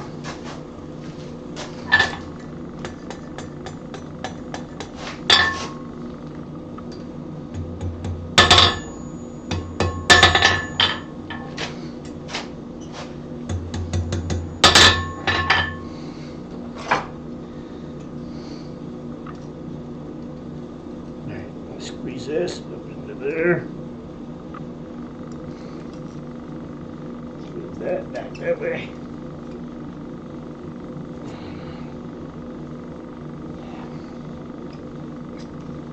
Now it's far from perfect, but I can live with it.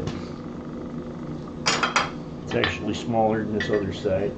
If I put this right there, I can tweak that one. Yeah. Alright. So there you can see, you've got it, and if you look, none of them are even. Like that one sticks down a little farther than that one, or the other way around. So now the only thing we really got is there on that end where it opens. We've crunched that. Not we, I did. I crunched it. So I got to pull that out, and I think I can just grab it with my tongs and pull it out with my scrolling tongs, and it'll be fine. Then I can cool it off, go over, hit it really hard on the wire brush, clean it up. I guess decide if I want to touch mark it.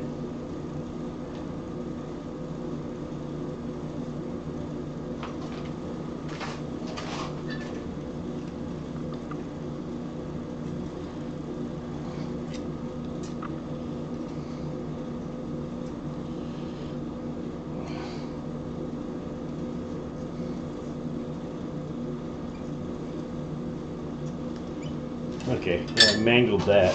Let me go back in and let's work that out a little more.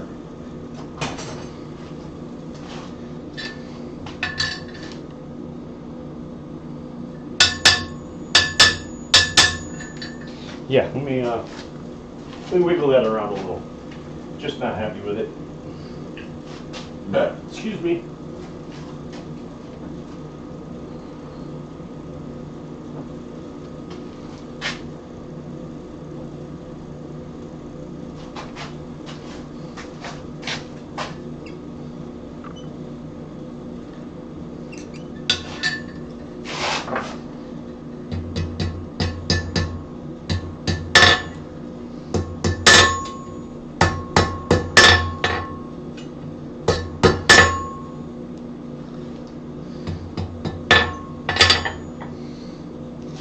I really should have just made that shorter.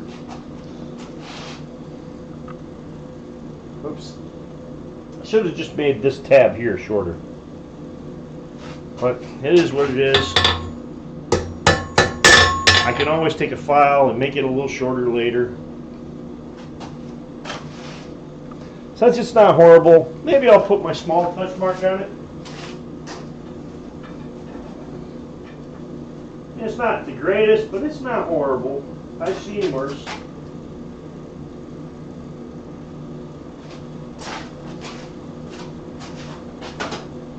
Quick look, see? Yep. I keep my touch mark in a glove. That's my big one. Maybe my little one.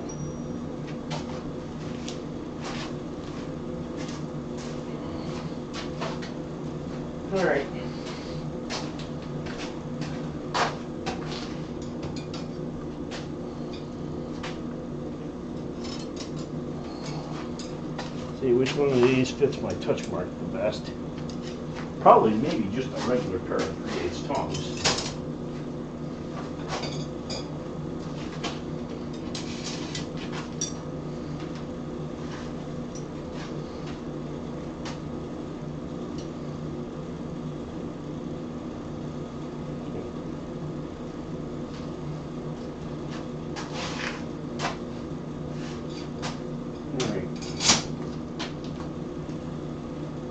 One of these days I gotta just put a line, just grind a line or some kind of reference point to let me know which side is the top.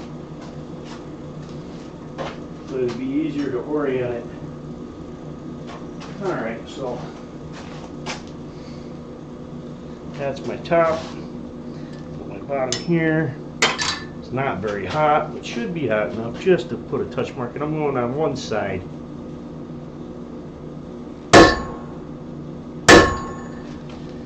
That works. Alright, put my touch mark back in the drawer. It's not in the glove, but it's in the drawer. Close enough. Alright, let me shut it off. Get this, look at it. I bent my hook up here a little bit, but you know what? I don't think it's going to be anything that I can't just straighten real easy.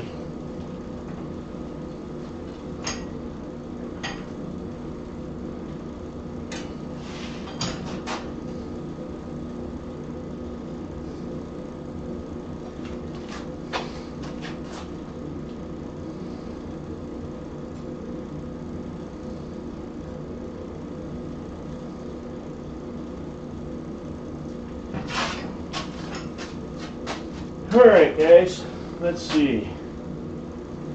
Just looking over, making sure everything's kind of flat and on plane where it belongs. Sometimes the scrolls will get a little wonky.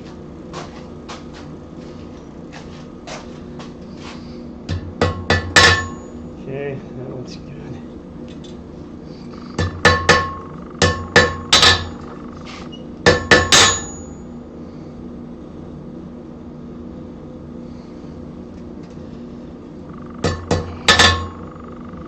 Too much. Sometimes I'm my own worst enemy.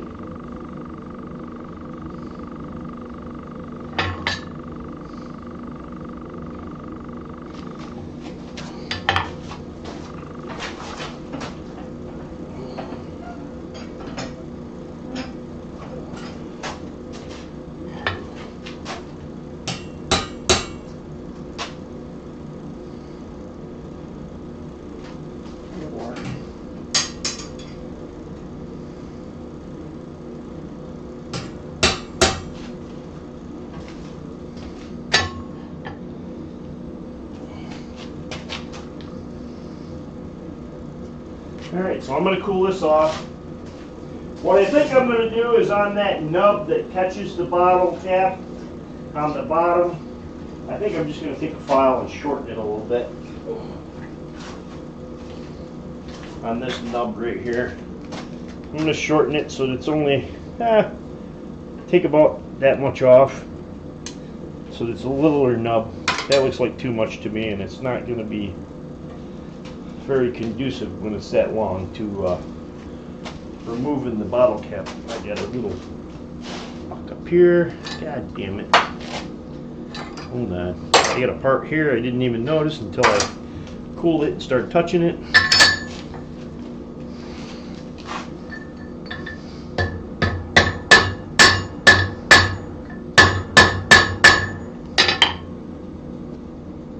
Okay, that's a little better. I just need to make it flat. It's good. Yeah, probably never seen the hot cut used like that before.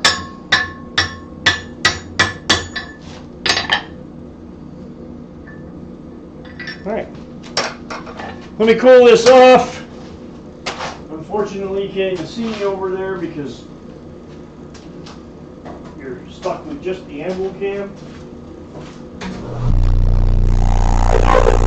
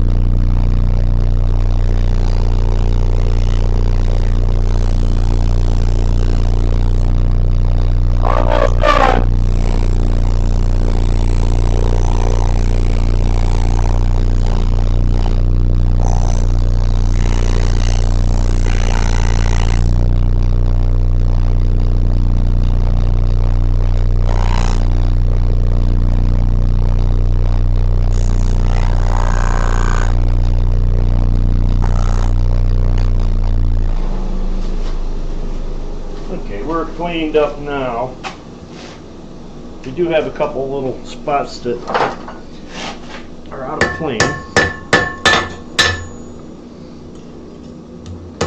Nice part is you can do little tweaks cold.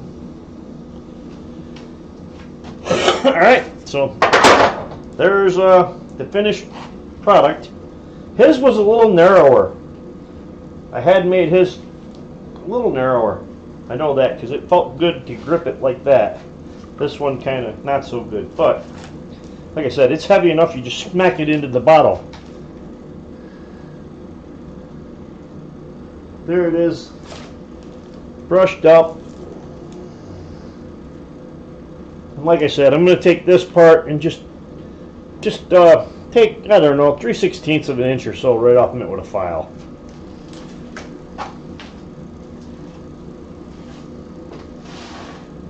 Sounds like when you get abducted by aliens. I'm not following. You know what? I'm going to cheat.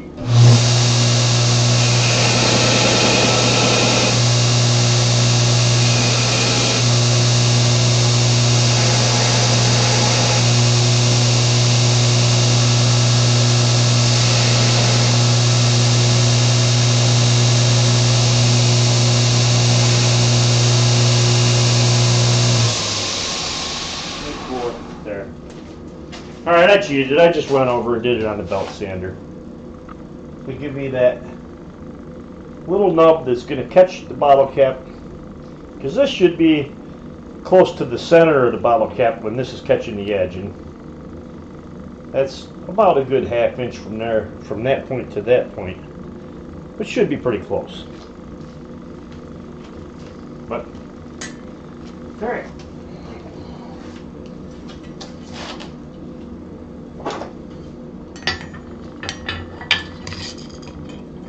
Trying to set it up so that it'll stay there.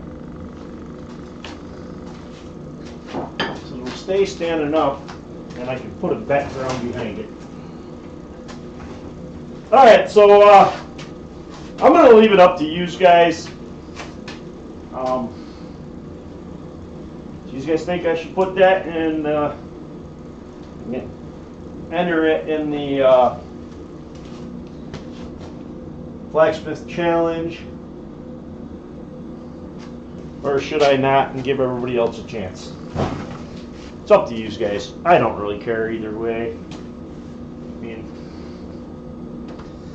I've got enough accolades and bragging rights on other stuff.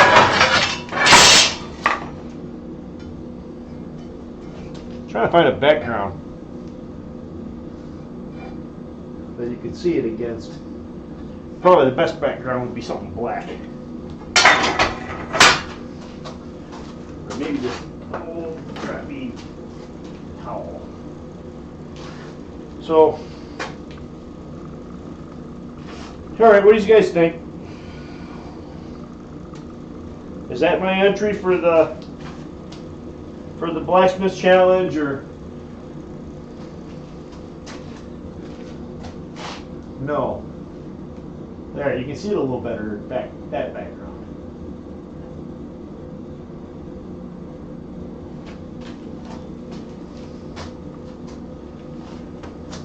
I don't even know who's still watching. I mean, some of you probably lost interest when I went over there to the wire brush and wire brushed off screen for 10 minutes. Seemed like 10 minutes, probably only 2. So that's it. That's not bad.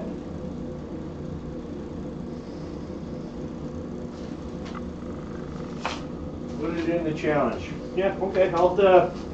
I'll take a picture and I'll just send the picture to somebody else because I have Instagram. To be honest with you, I don't remember why I have it or ever using it. But I do have an Instagram account because when I try to create a new one and I put in my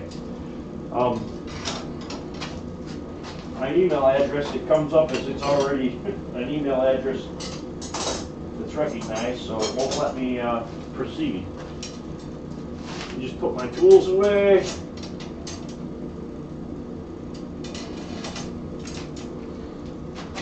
A quarter, 3/8.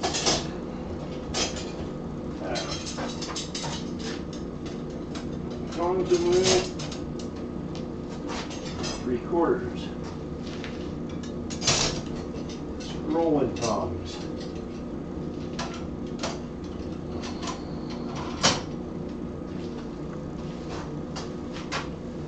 Send it to Keith. He's one of the moderators. I probably have him on Facebook. I just got to take a decent picture on a background so that you can see it, and then send it.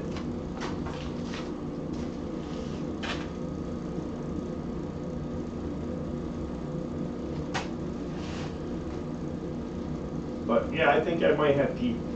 I'm not sure. On Facebook. Keith, do I have you on Facebook? Possum Sausage? I mean, I probably could just go on and look, huh?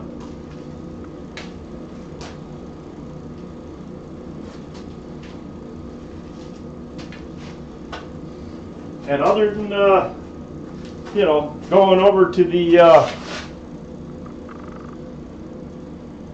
wire brush or to the belt sander when I just knocked that little end of that nub off that I probably should have filed off.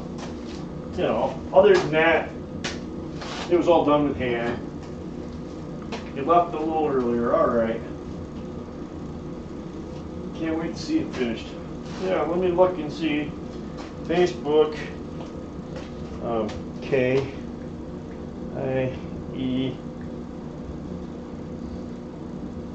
T-H.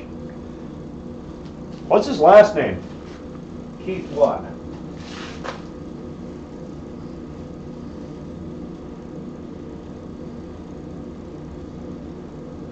Henderson. I got a Keith Blair, Keith Webb, Keith Hill.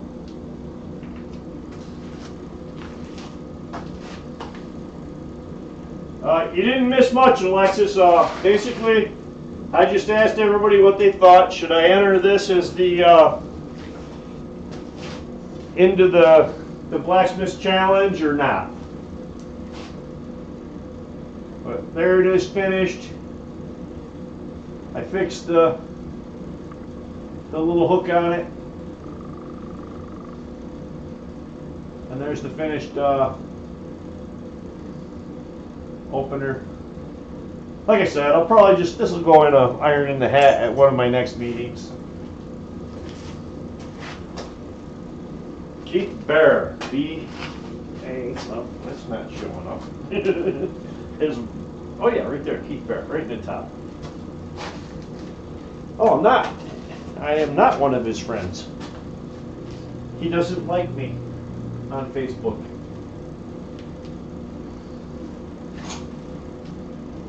But I can still message him. Put my camera on. Alright, let's find a, yeah, you know what, my old shop mouse pad. That'll be a suitable background.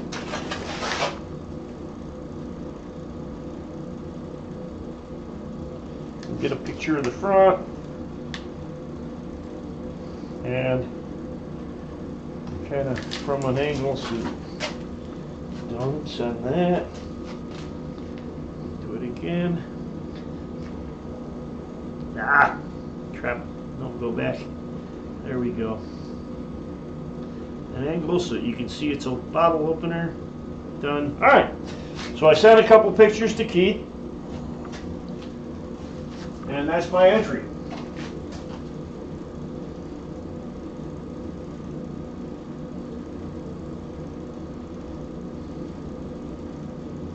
Oh, I need a leaf or a flower to go with it. Okay. So when is it, when's the end? What's the deadline? The end of this month?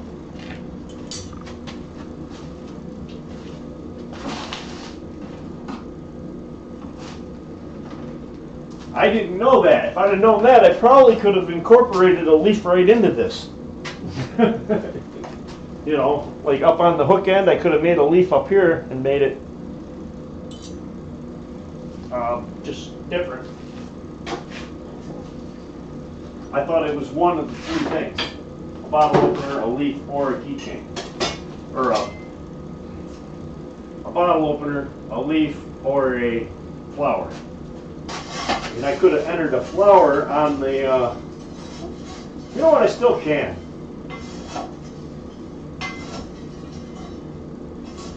I think I can make a flower, not right now. So that's some time to think on it over the next week. But make a flower and then put that right in the center on the collar.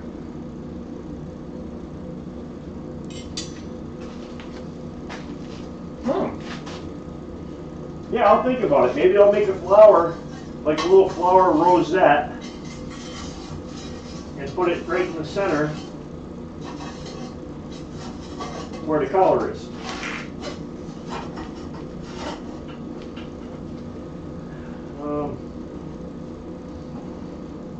It's going to be tough and difficult now to go in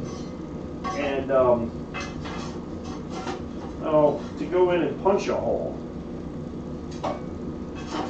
because I didn't plan for that. Is drilling allowed?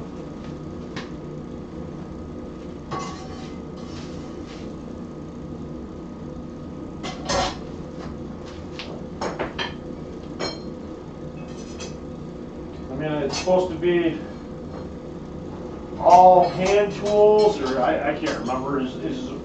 Is a drill allowed? Can I use the drill press, or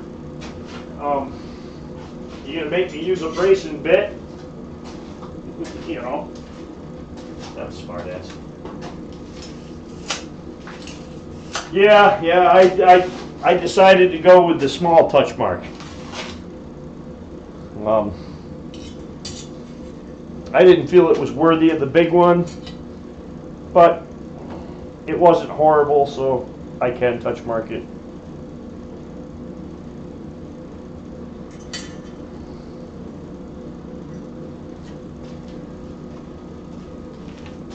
But yeah, I did. I touch marked it. All right.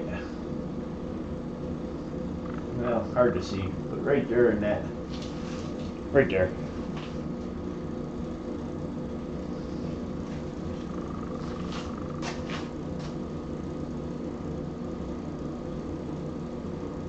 Okay, well, I didn't weld, or I mean, I didn't arc weld. I did the forge weld. These guys all saw it. You know it's there. What I may do is drill a hole right through the center of that. That'll go through the center of this bar and through the center of that. And then put a rivet in and put a flower rosette in the middle of this. So that it'll have, because I didn't know it was I thought it was one or the other. Take your pick out of one of the three. If I'd have known, then I probably would have incorporated like a leaf up into this end and brought it around and made a leaf up there for a hook. But now that I do know, it might cover my touch mark, but I'll make a rosette and put it on there. And nobody cares if it covers my touch mark anyway. It's a made during a live stream short demo piece. It's not like I spent, you know, a couple months making it.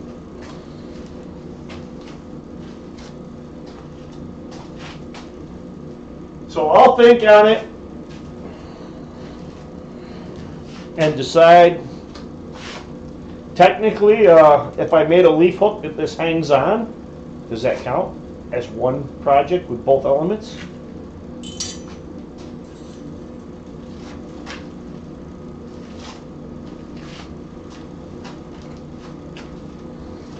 I mean, if I was better, I could come in and put a couple of canthus leaves on here. Really small ones, but I'm not that good.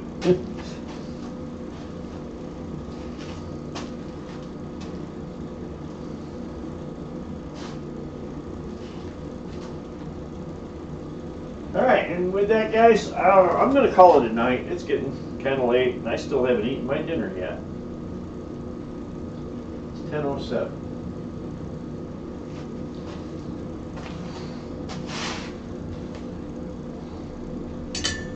And I got to go in and write Keith a thing and saying this is apparently not my entry because I didn't realize I had to have a flower or a leaf and a bottle opener.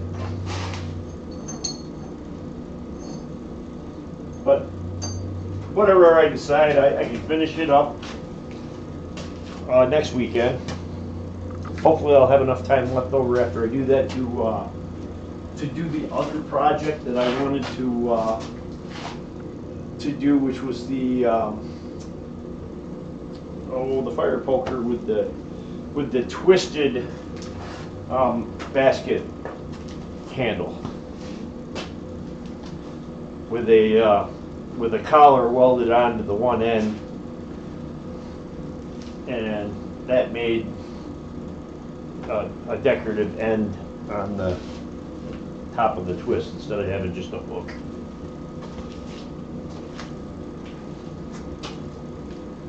Okay, they can be separate items and don't have to be together. So yeah, maybe I'll just do a leaf hook and hang this on it. And then after the competition, they don't even have to stay a pair, you know.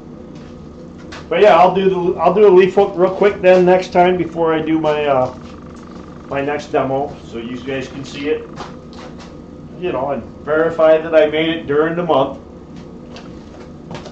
because I don't think I have any leaf hooks laying around right now. I give them away a lot. Phone just went off. All right. Oh, hang on. Here's Keith.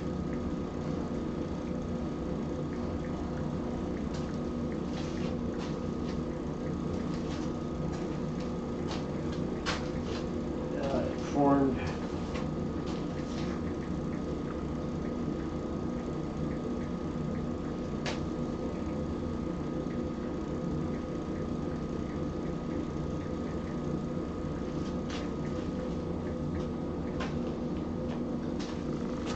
Yeah, Keith wrote, gorgeous work. Do you want me to share this to the Blacksmithing Challenge group as your entry? And I just wrote, not yet. I was just informed I need a leaf or flower as well. So, see what happens. All right, guys, I'm out. I'm going to eat before I go.